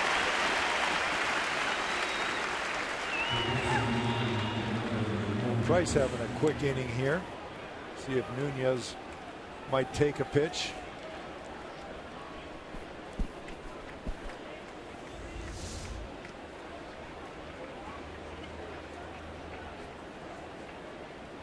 You can see the granules come up with every step taken or the ball making contact with the turf. This is a new artificial turf here. It plays very slowly.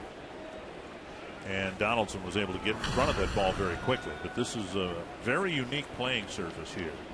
Yeah, there's a composite underneath. It's kind of a rubber, little molecules, rubber, whatever, that is part of the subsurface. Used to be ground up tires, and you and I were down on the field. It does, just standing on it feels very spongy. Very forgiving. And they were saying that when it was first laid, the ball just wouldn't even get through the infield. A ground ball would rarely get to the outfield wall, no matter how hard you hit it. But it's starting to, the more they vacuum it and work it and the sun bakes down on it, it's kind of starting to wear in a little. 1-2 to Nunez.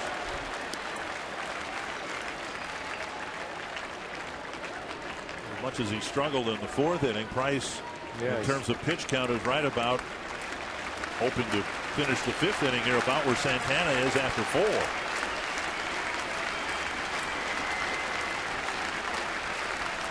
One and 2 to the Twins' third baseman.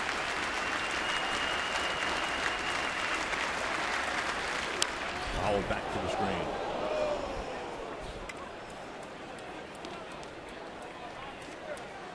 Your transactions from team to team came at the end of seasons, right? Right. So you have really no reference point for what Price has gone through both last year and this year. No, I don't. I was never traded during the summer. 1-2 to Nunez. Price said that what he experienced last year and the difficulty of leaving one organization and going to the other, now the difficulty mitigated with the fact he went from the Rays to a first place team in Detroit, and a similar jump this year, but what he learned and what he went through last year helped prepare him to go through it again this year. Sure. 2-2 to Nunez.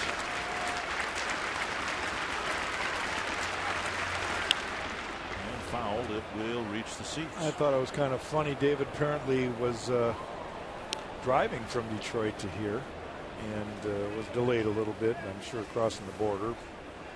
Had some car trouble. He had some car trouble, whatever it was, and he tweeted out he just couldn't wait to get to his locker at Rogers Center in hopes that he could have a little bit of popcorn. When he got here, his locker was full of popcorn. 2-2 to Nunez, trying to battle Price successfully here in the 5th, and instead a ground ball to short. Easy play for Tulowitzki, and Nunez is retired. And Price rebounds after struggling in the fourth with a 1-2-3 fifth.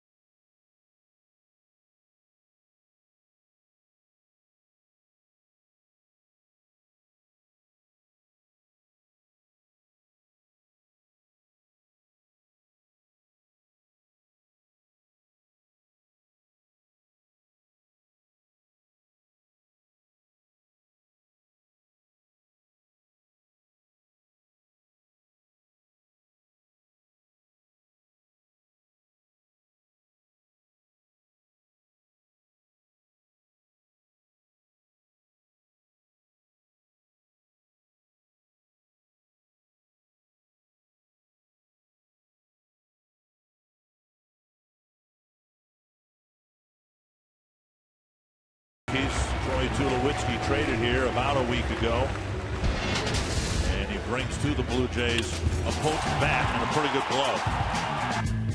He's been an impact player with his career in Colorado. He's had a few injuries that he's battled over there, but for the most part, a very solid defender, a plus hitter. He's a baseball guy, and the Jays are lucky to have him right now. And since we talked about the artificial turf here in the top of the fifth, that is one of the concerns. Tulowitzki rifles a shot to the gap, and that will be a single in part because of the artificial turf here. Hicks was able to not only cut it off, but get in front of it. And you could see the steam on that line drive be taken off with every bounce on this turf. Yeah, it's one of those situations where it eats up the baseball a little bit and does not let it travel. Over the years, we've seen all sorts of turfs, from the crazy carpet that they had out at the old ballpark in Seattle to this modern stuff here. And I'm not sure this is really imitating grass all that much, because grass will even shoot, the ball will shoot through grass better than this. Yeah, that was when it left home plate, it looked like a double. And Tulowitzki had no chance to get to second base. 1-0 to Josh Donaldson. A double, a pop fly double down the right field line in the first, and then Donaldson struck out in the second.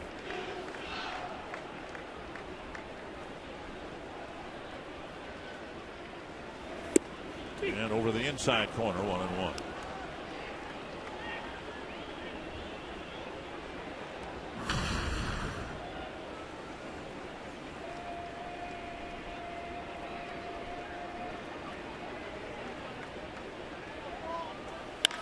Driven to right. Hunter back, trying to decoy, but that ball clears the fence. Donaldson with his 27th home run. And the Blue Jays lead 3-1.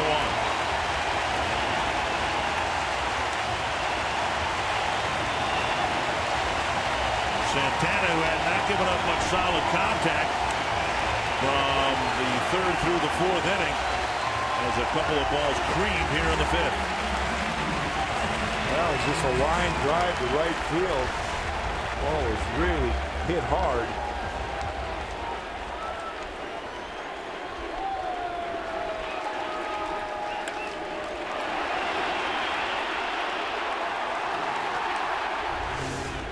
And now Bautista popping it up, back, and out of play. And strike.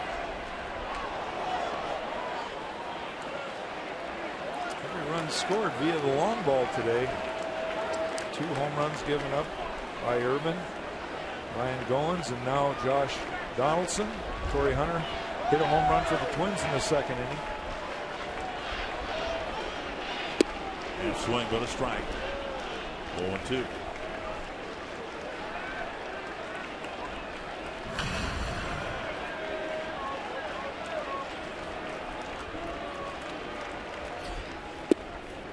One and two.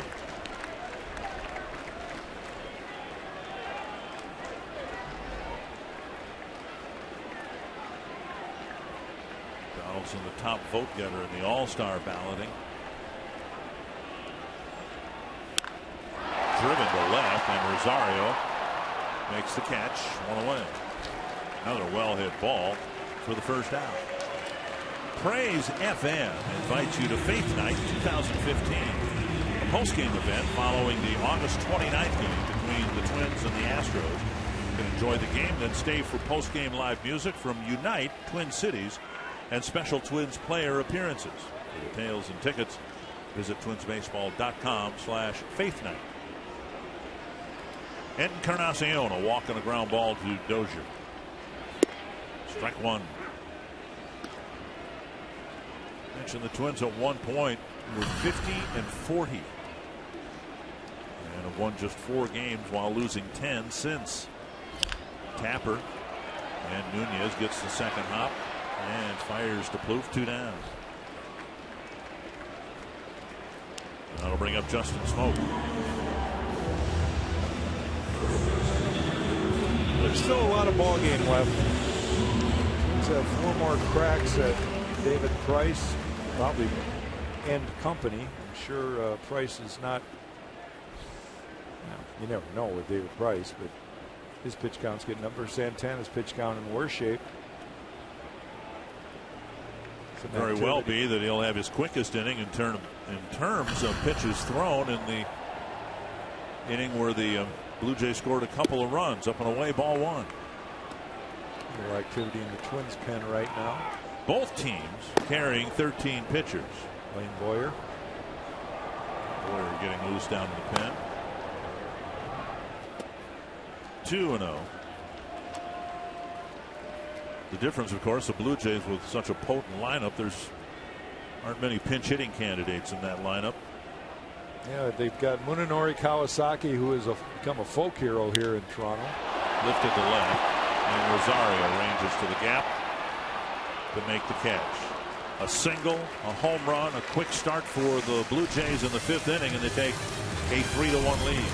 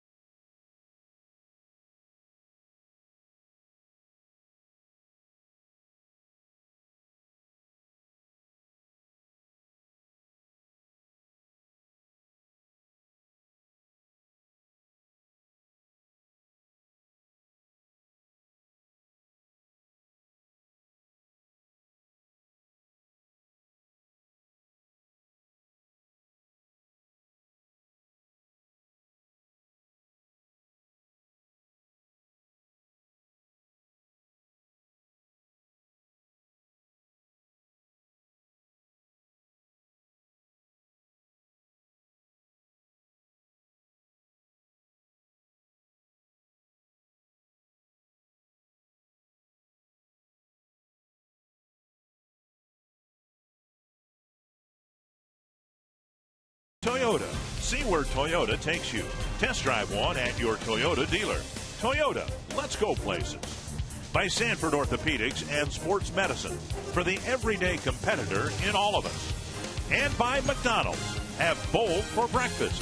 with the new chorizo burrito from McDonald's.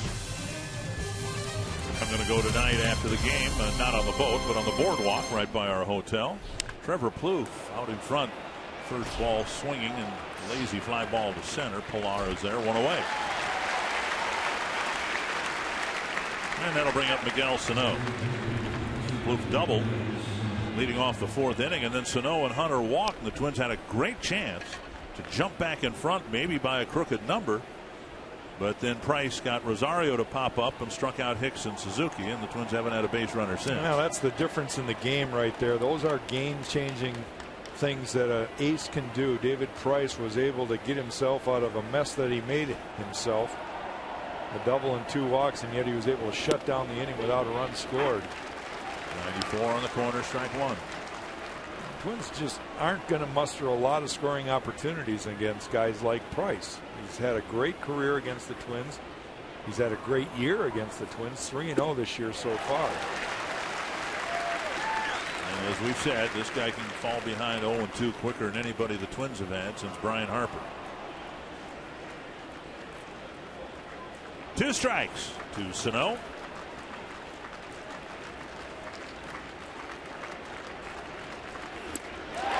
Two down. And that'll bring up Torrey Hunter. Hunter has battled against Price.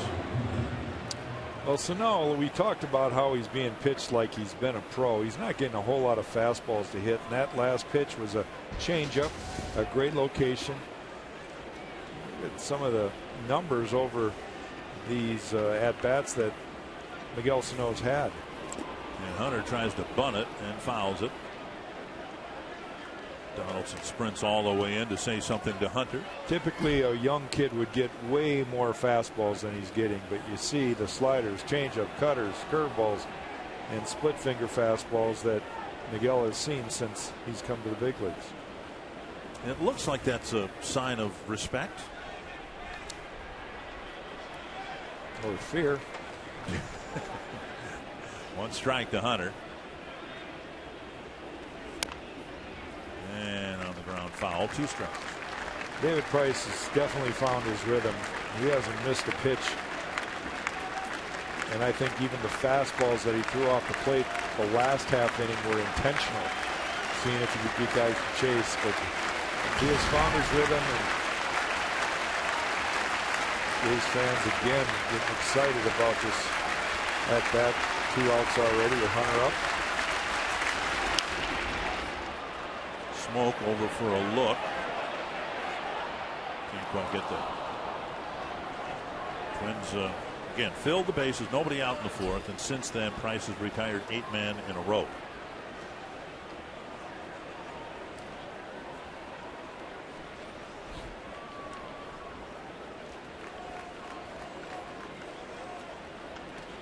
I think Price has always prided himself in his version of a quality start, which is not 6 innings and 3 earned runs allowed, more like 7 and 2 or 8 and 2, sometimes even 9, whatever it takes. And Hunter takes. Well, some of the writers in Detroit were asking David Price when he first came over, and even again this year, I remember an interview that he did. And they asked him, what is your mindset when you take the mound? He says, I want to finish the game. He says, I take the mound with the idea. How dare him? Well, that's his mindset anyway. Trying to put people out of work. Swing and a miss. 9 in a row set down by David Price. 9 pitch, 6th inning.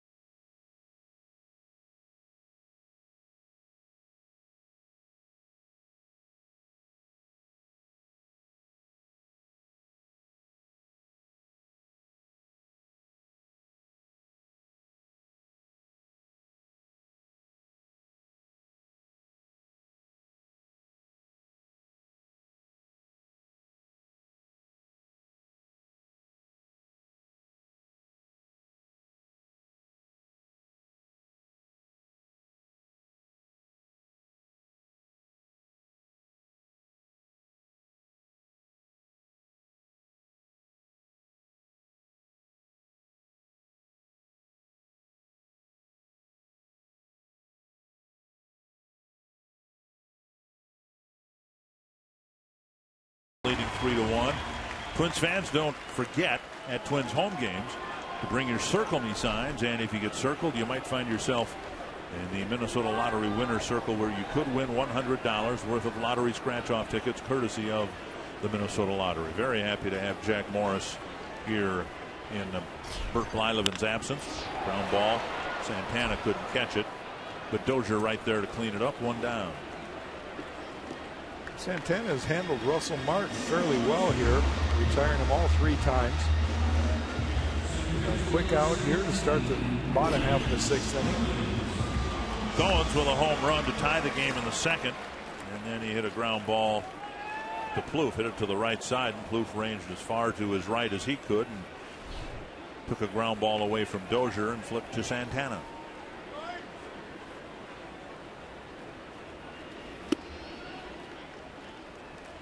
Well, we mentioned your world championships here in '92 and '93, and the fact is the Blue Jays haven't been back to the postseason since. It's been a long dry spell for Toronto. Last year, Kansas City ended a long playoff drought, and this year it might be Toronto. You think about all the great years with one of the best Blue Jay pitchers in the history of the franchise, Roy Halladay. Driven to center, and Goens has spanked the ball hard twice against Santana. And yet Roy was never on a winning team here. And Yankees had something to do with that. The Red Sox. Yeah, they were good in those years. Roy had to go to Philadelphia before he ever sniffed postseason. See the pitch count. Santana has reached 100. Blaine Boyer is still throwing in the Twins' pen. Pilar with a single and a walk.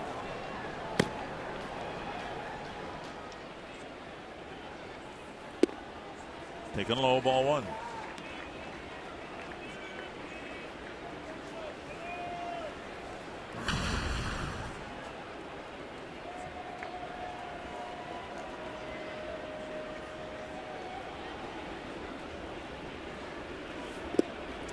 Suzuki digs one out. 2-0. Santana really having trouble with the bottom part of the lineup.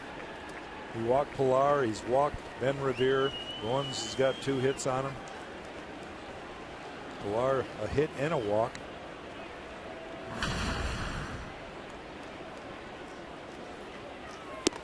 Yeah, strike. Of course, the Twins haven't been back to the World Series since 1991. And then Toronto, after the Twins won it in '91, won back-to-back world titles. In the American League,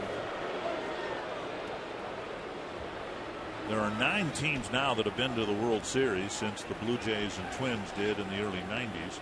And that's counting Houston, who went in when they were still in the National League. Popped up, and that ball drifting toward the seats, and it 4 rows back. The Yankees, the Rays, the Red Sox, the Royals, the Tigers, the White Sox, the Astros as a National League entrant, and the Angels and the Rangers have all been to the World Series since 1993.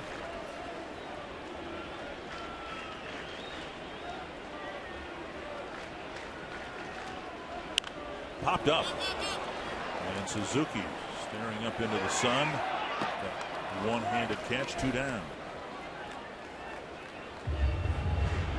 Join Fox Sports North at the next viewing party coming up Thursday. We've got a night game here, and there's a viewing party at 5:30 p.m. at Carboni's in Rosemount. Watch Minnesota take on Toronto. There will be food and drink specials. Register for tickets and prizes and more. Visit foxsportsnorth.com. Click on upcoming events on the Hot Topics bar. Well, if Irvin Santana is going to stand a chance, or the Twins for that matter, they're going to have to figure out a way to wiggle out of this inning. They can't afford to extend this game in any more fashion than they already have. They're trailing by 2. It's getting late. Guessing this will be Santana's last batter. Whether he gets them or not, Revere takes strike 1. Revere walked on 4 pitches in the 2nd, then hit a pop-up to Escobar to wrap up the 4th.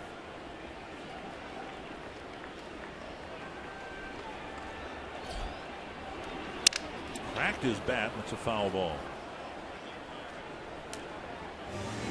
I'll bet you're like Bert Blyleven and any other pitcher. You love that sound, don't you? I would say this. I would rather get one bat than 25 strikeouts. Really? Yeah. It's seriously. You can't embarrass a hitter any more than the kitchen, right? You get in there, you break his bat, especially now broken bats off the end of the bat. You really can't say too much, but when you get in there and hit it right off the end of his fingertips like that foul ball you almost caught. Driven to right. Hunter going back, turning around one way then the other, and he got there. So Revere gave it a ride. It's the third out. Santana with a quotation marks quality start. 6 innings and 3 earned runs allowed.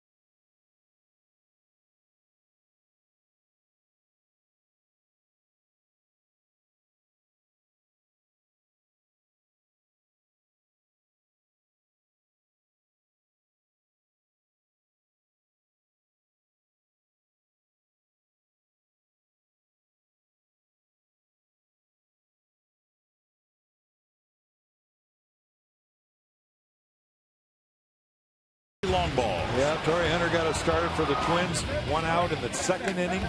Twins up 1-0. Then Ryan Goens, he gets a home run with 1 out in the bottom half of the second inning. Josh Donaldson hits the 2-run blow. That was in the 5th inning. And David Price right now is getting stronger as the game goes by. He's one of the game's best, and he's been really had a tough inning there. The Twins had their opportunity in the 4th. Bases loaded, nobody out, and since then he has really shut down the Twins. Price left Detroit with Victor Martinez as mouthpiece. Well, he's been wearing that this year. Victor has set a new trend in the game with that.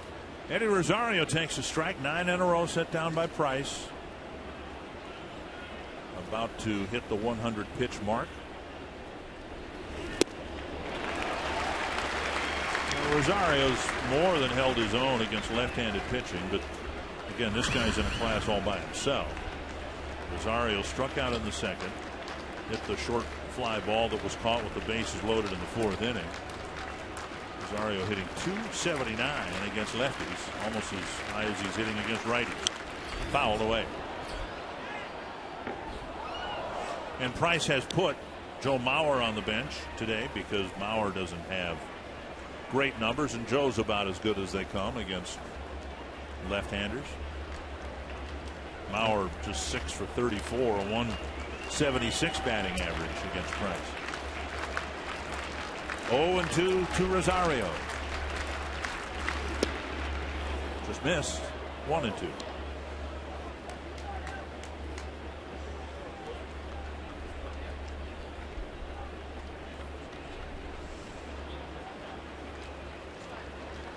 Much focus on August and September and October of this year, but it will be interesting to see where David Price lands in 2016. Rosario drives it deep down the right field line, but it's got some hook and it's foul. Man alive, he gave that a ride. That hit above the second level. Yeah, 3rd level up there. with 400,000 employees.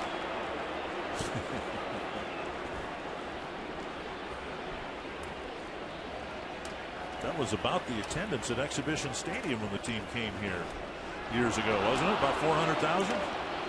What a difference in ballparks. 1-2.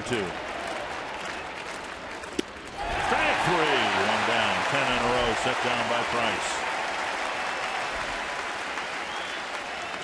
We talked about David Price and going with his fastball. He's just getting better because, like Paul Molitor mentioned, David can locate his ball in and out, up and down. Watch the location of this one. He's gone inside a couple times to Rosario, and then he just paints away, gets him to chase. That's a great pitch for David Price. Here's Aaron Hicks. 2 strikeouts, 1 swinging, 1 looking.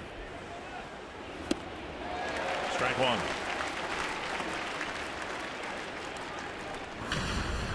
Because we've seen it. There you see 650 at bats for Aaron Hicks. A little more than 1 full season. Popped up short center. Pilar. Out number 2. Because we've seen it so many times from Price and the aforementioned Scherzer, Verlander, guys like that, when you get a shot to put up a big number, as the Twins had their chance in the 4th inning, and don't get anything, then you start to see 10, 11 in a row set down after that. There has to be a letdown if you're in the Twins dugout when you've had an opportunity. I just think the great pitchers in this game, that's happened over the millenniums, is once they get through that tough inning, they don't give you another chance. Chopper to short. Tulowitzki quickly over to first. And now 12 in a row set down by David Price. A 3-1 Toronto lead.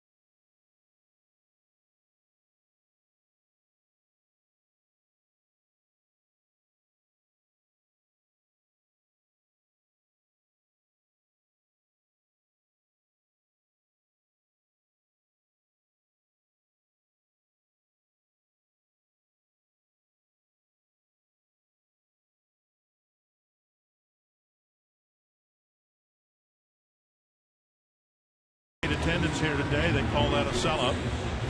Carsoup.com trivia question. I had Justin Morneau and Larry Walker. And I'm going to go with the catcher here, Russell Martin. Okay. And it was Matt Stairs. Right. How about that? Matt Stairs. Last time I saw Matt Stairs, he was doing some broadcast work. See, if I would have just looked at the stats here, I could have found out that Martin hadn't hit that many. Blaine Boyer comes out of the Twins bullpen. He'll pitch to the Jays in the 7th inning.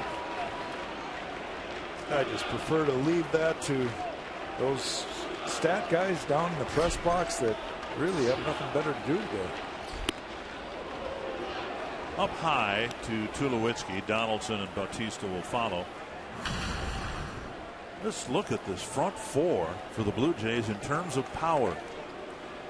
We know of Tulowitzki's power, and that'll be evident here in Toronto soon. 2-0. Donaldson 27 home runs. Bautista 23, and he's been hurt. Encarnacion 19. So you're saying we have a chance?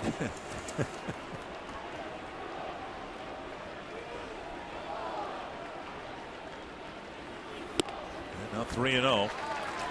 Been a tough go for Boyer as of late. In fact, anybody in the Twins bullpen has had a time or two where they've been springing some leaks.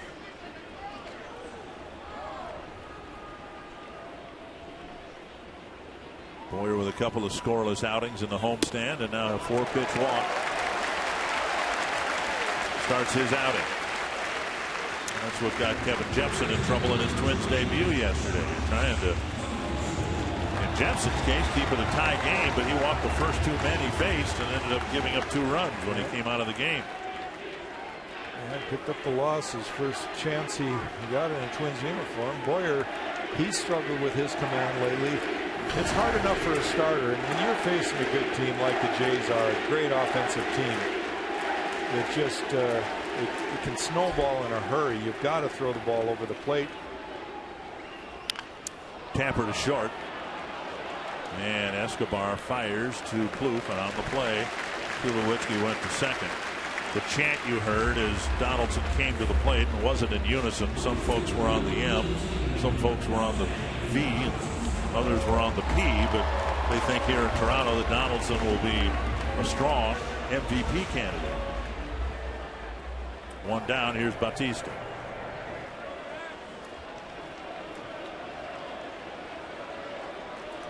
Bautista 0 for 3. Hit the ball hard as last time up, lining out to Rosario.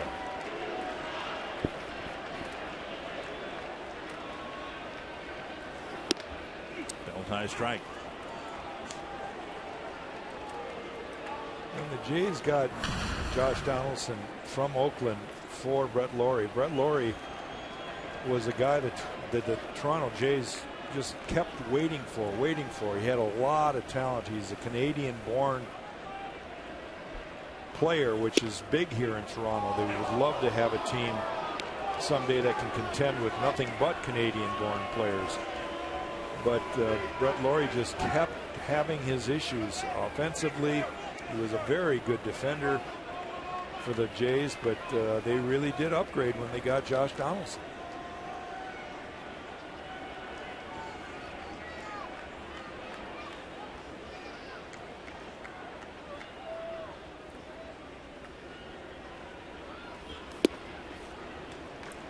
Down and away. 2-2.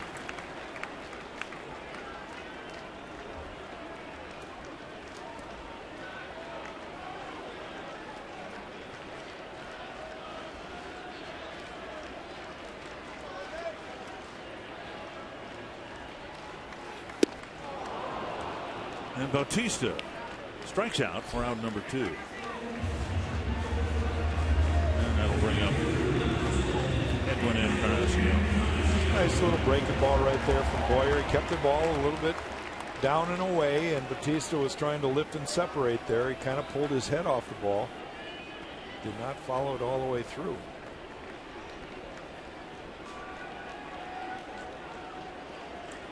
Boyer hoping to put together his first hitless inning in a while.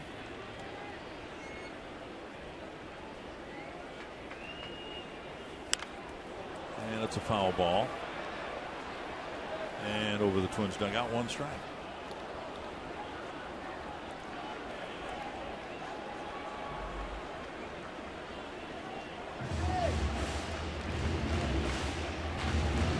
Boyer being very tough against left-handed batters, but has struggled all year long against right-handers. Left-handers hitting 158 against him, right-handers 315.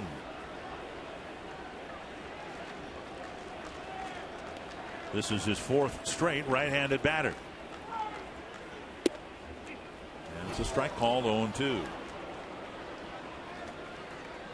It's no longer a sample size. It's August 3rd. You know, this guy 1 inning at a time, but he's amassed some substantial numbers. It's just hard to figure out.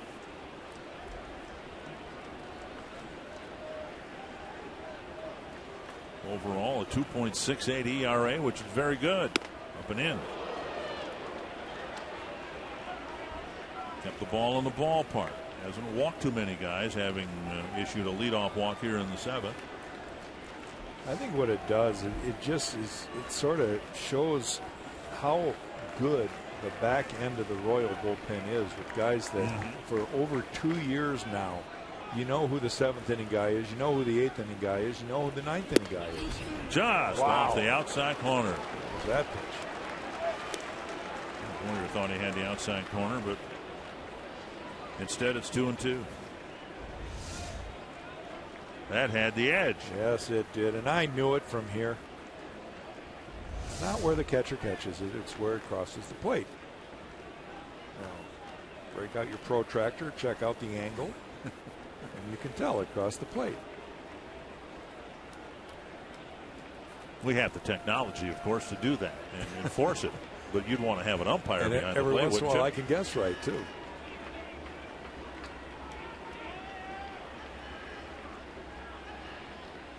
Breaking ball. Hammered to left. Tulowitzki around third. He's coming in. Here's Rosario's throw. Well offline. A run will score. And Encarnacion goes to second base. Boyer missed with a pitch that looked like it caught the corner. Then he hung a breaking ball, and the Blue Jays get another run. Well, Tulowitzki comes in after getting on base with a leadoff walk. Even though Boyer is only allowed the one hit in the inning, when you walk the leadoff man as a reliever, it really can hurt you.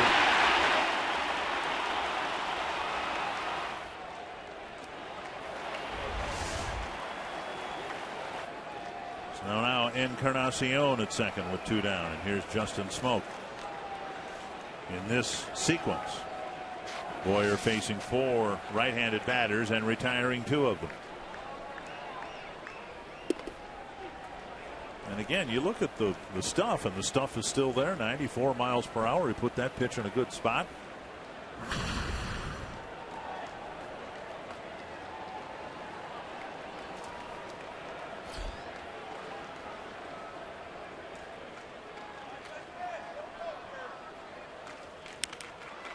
And that's a foul ball. Suzuki with a long run can't get there. Boyer really struggling with the first batters of innings. They're hitting .366 against him.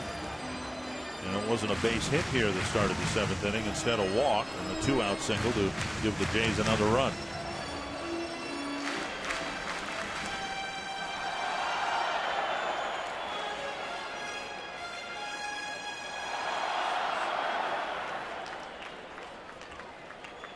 Oh, 0-2 to Justin Smoke.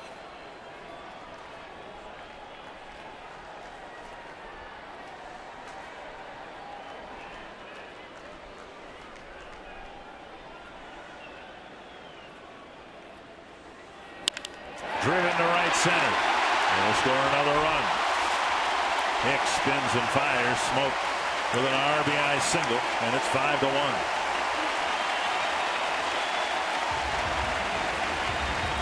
The Blue Jays doing some damage here with 2 outs in the 7th.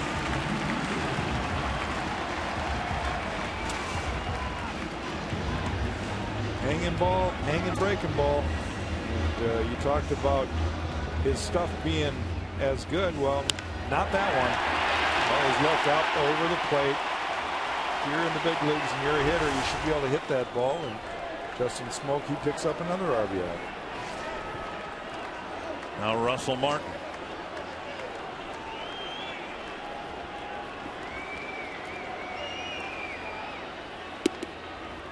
The bullpen was a big reason why this Twins team climbed 10 games above the 500 mark. But now it's also a big reason why the 500 mark is a little bit closer, it seems, just about every day. 2-0. 2 things have gone wrong for the Twins in the second half. The starters haven't gone as deep, which has made the bullpen pitch more innings, and then the bullpen hasn't done as well. And one of the reasons the Twins have really had a tough go since the All-Star break. Strike call, 2-1.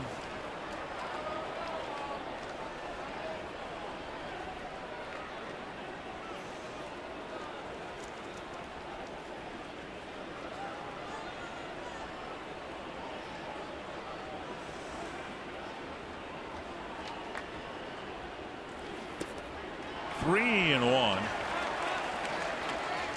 Boyer struck out Bautista, and it looked like he was on the verge of pitching a harmless, effective 7th inning, but now 2 hits and a dangerous count to a dangerous hitter. Well, that man scratching his head. Neil Allen, the pitching coach. Ryan O'Rourke, the left-hander, throwing now in the Twins pen. Popped up right field. Hunter with the catch with Hicks in the vicinity. Insurance runs for the Blue Jays. They lead it 5-1.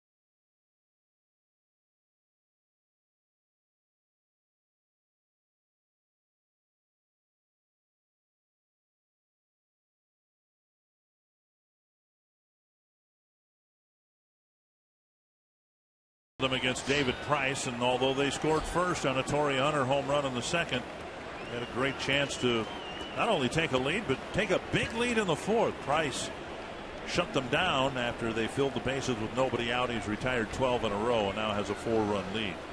Escobar, Dozier, and Nunez in the Twins' 8th. And when you look at the box score, it's just more of the same. Twins have only mustered up 3 hits off Price, and Twins starters Irvin Santana going 6 innings, allowing 6 hits, 3 earned runs, and now the bullpen has given up a couple runs. So it's kind of like we've seen this before. Ooh, missed someplace. 1-1. Twins in back-to-back innings after the game was tied. Started the inning with a solid double and did not score. Suzuki doubled in the 3rd, and then Escobar tried to bunt him to third base and popped the ball up, and then a strikeout and a ground out followed. And then in the 4th inning, Plouffe started the inning with a double. Sano and Hunter walked. Rosario popped up. Hicks and Suzuki struck out. 1-2 to the Twins shortstop.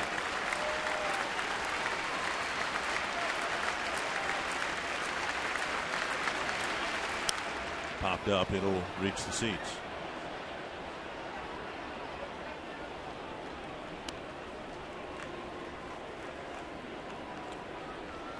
Former Twin LaTroy Hawkins warming up. Acquired from the Rockies. Blue Jays with 6 right-handed relievers and 2 lefties. Another former Twin, Liam Hendricks, is pitching out of their bullpen.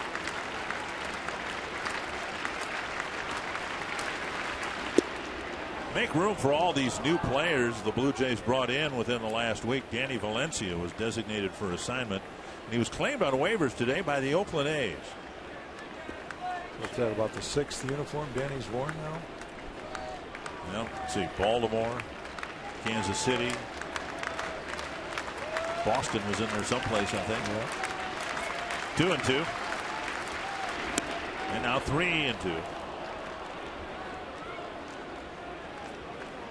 And it might be that John Gibbons will come get Price after this at bat one way or the other and let him be embraced by the 45,000 and some change here. We'll see. 3-2.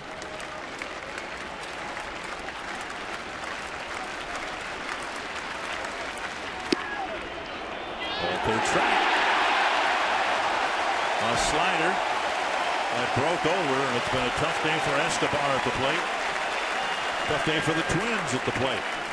A strikeout, and John Gibbons stays in the dugout. Yeah, strikeout number 11. So David Price having a heck of a debut right here in Toronto. Fans going to love him. Not only has he pitched a great game for them, but he's showing the pitching staff how to go deeper into the game. 112 pitches and still out there. And again, it's his mindset. He wants to be out there. And as a veteran, he's kind of earned that right to talk his pitching coach and manager into that. John Gibbons certainly a guy that got no problem with it. You want to go out there, go ahead. Especially knowing that they might only have Price for a month or two.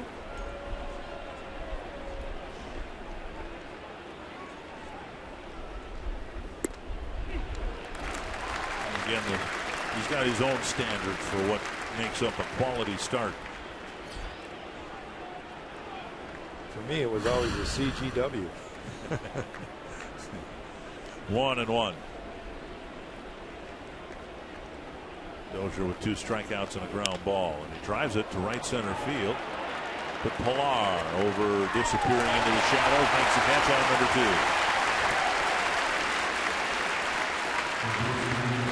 And now Eduardo Nunez. It's just a coincidence the way it worked out, but you mentioned early on, John Gibbons said some people were concerned that there'd be a little bit of a letdown. It was a great series that the Blue Jays had here with the Royals.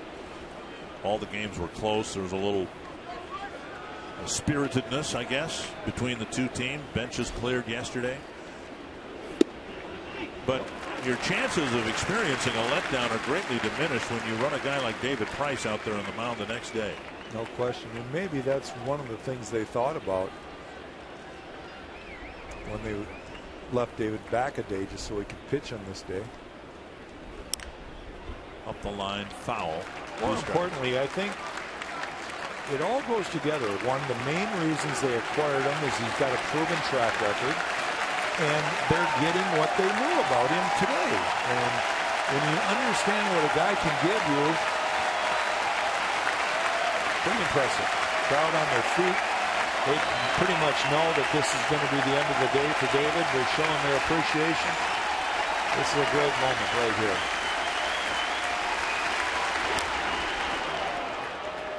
When you're effective and durable, you're in high demand. That demand will be reflected in a perhaps record contract. Yeah, it could be. You never know. Trying to beat the Twins for the 4th time this year.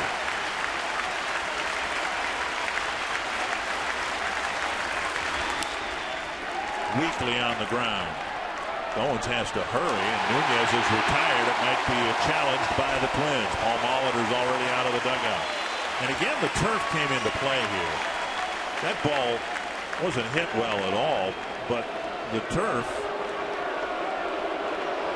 really took a lot out of this ground ball. Here's Nunez down the line. I think he's going to be safe. Yeah, I think he is too.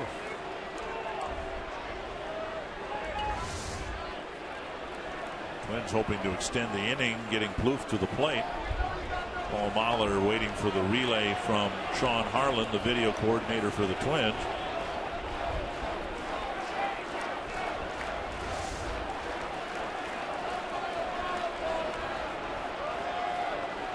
Can't really see anything from that. Yeah.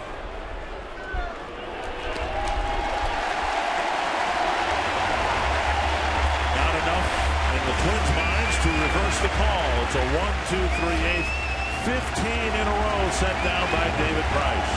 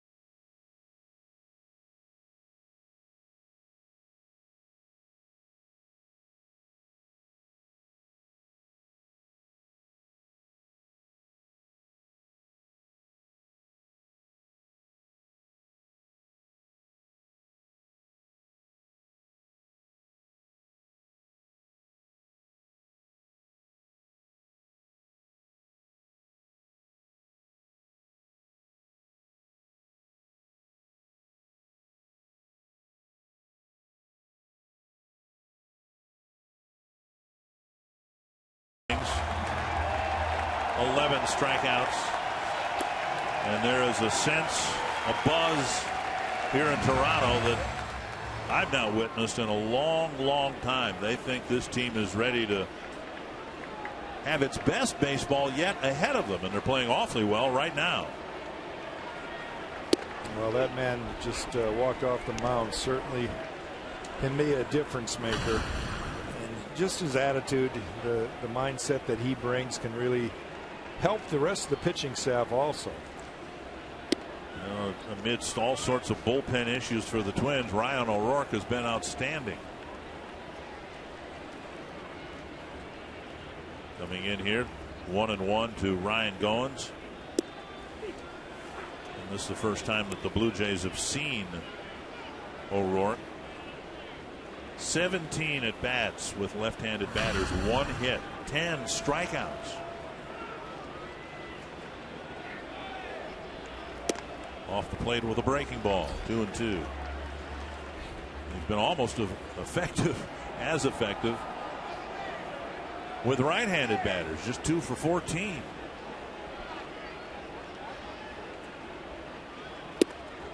And that's what we've seen a lot of, uncomfortable, wild swings that aren't close to making contact. 1 down.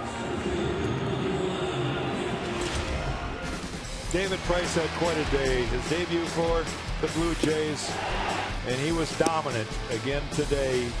A lot of fastballs. He got out of a really big jam.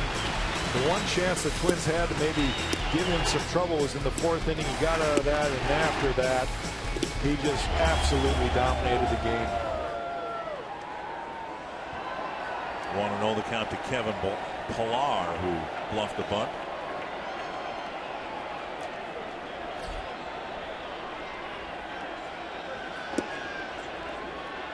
(2-0). Talked to O'Rourke before the game today. First time he's ever been in Canada.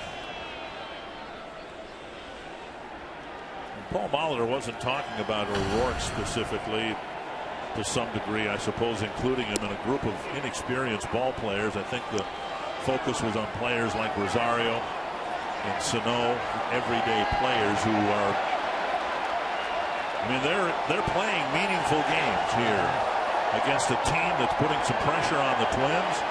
The ball kicks foul, and the team needs to find a way to extend this drama through September. And regardless of what happens, obviously you get to this point of the season, you want to get to the postseason. But regardless of what happens at the end of this, if the Twins can play meaningful games again in September, the Sanos, Rosarios, and O'Rourke's will be that much better for it.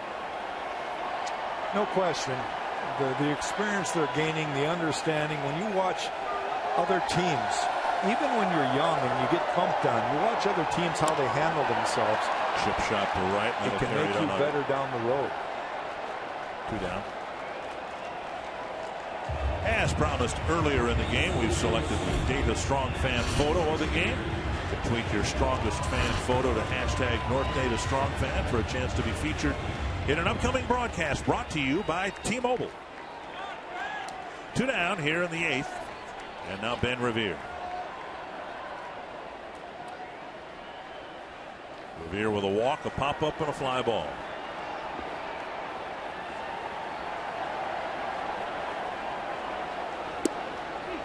Strike 1.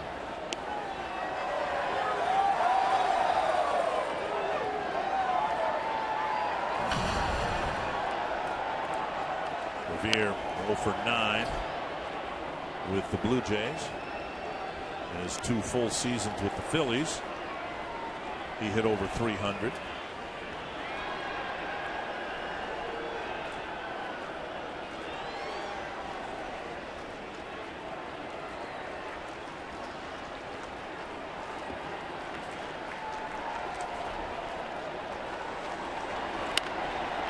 And a bouncer to second. Dozier has it. And Revere retired. And O'Rourke has another very clean inning. 3 up, 3 down.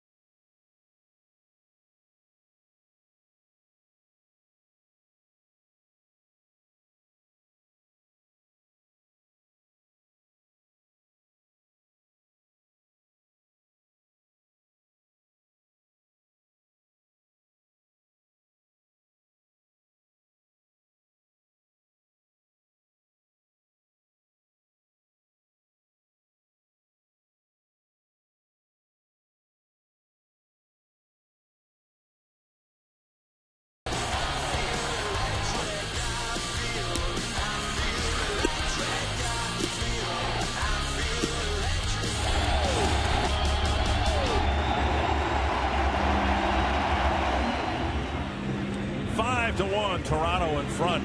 8 impressive innings hosted by David Price.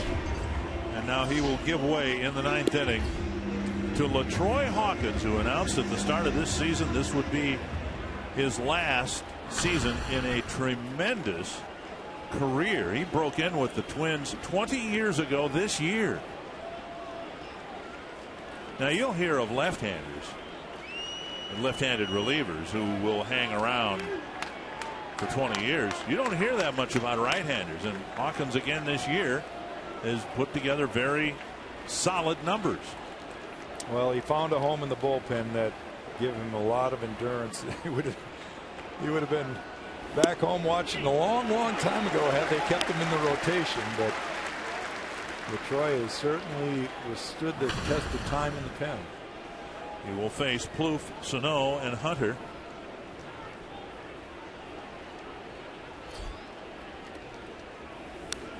And 2 strikes.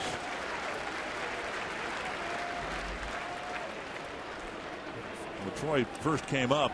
He was used as a starter, and the Twins stopped that after a 1999 season when he went 10-14, 33 starts, only 174 in the 3rd innings pitched, and an ERA significant 6.66. That was back in 1999, and he hasn't started a game since. But he's still out there, very athletic, and you can't help but be impressed with what he's done on and off the field. He's just had a marvelous career. 1 down.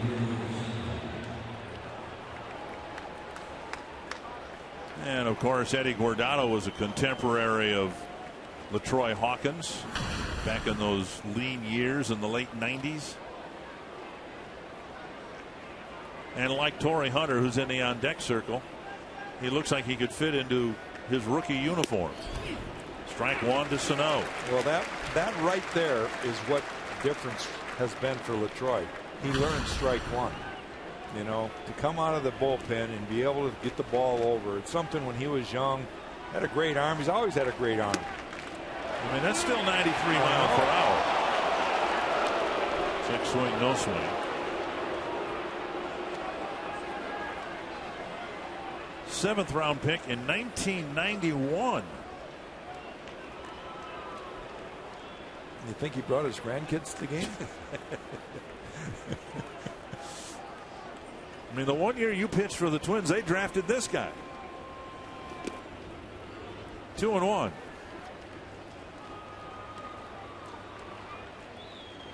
That is remarkable, really.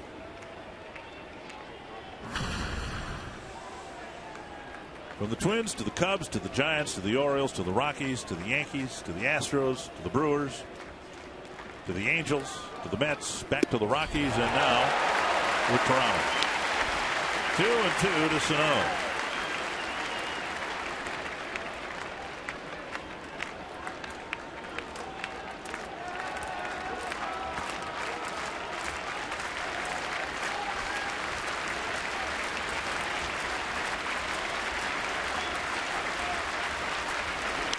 Fouled back. Sano, a walk, a ground ball, and a strikeout.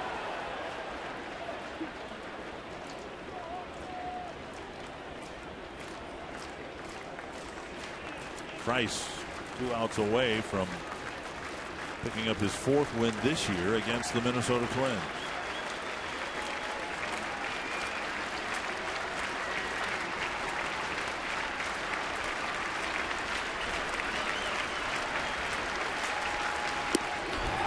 Strike 3 on the outside corner, 2 down.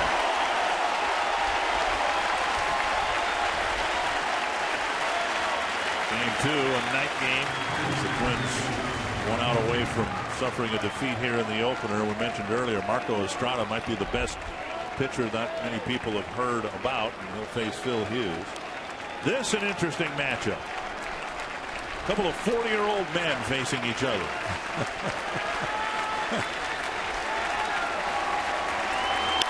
Bouncer is short. And the Blue Jays continue their roll.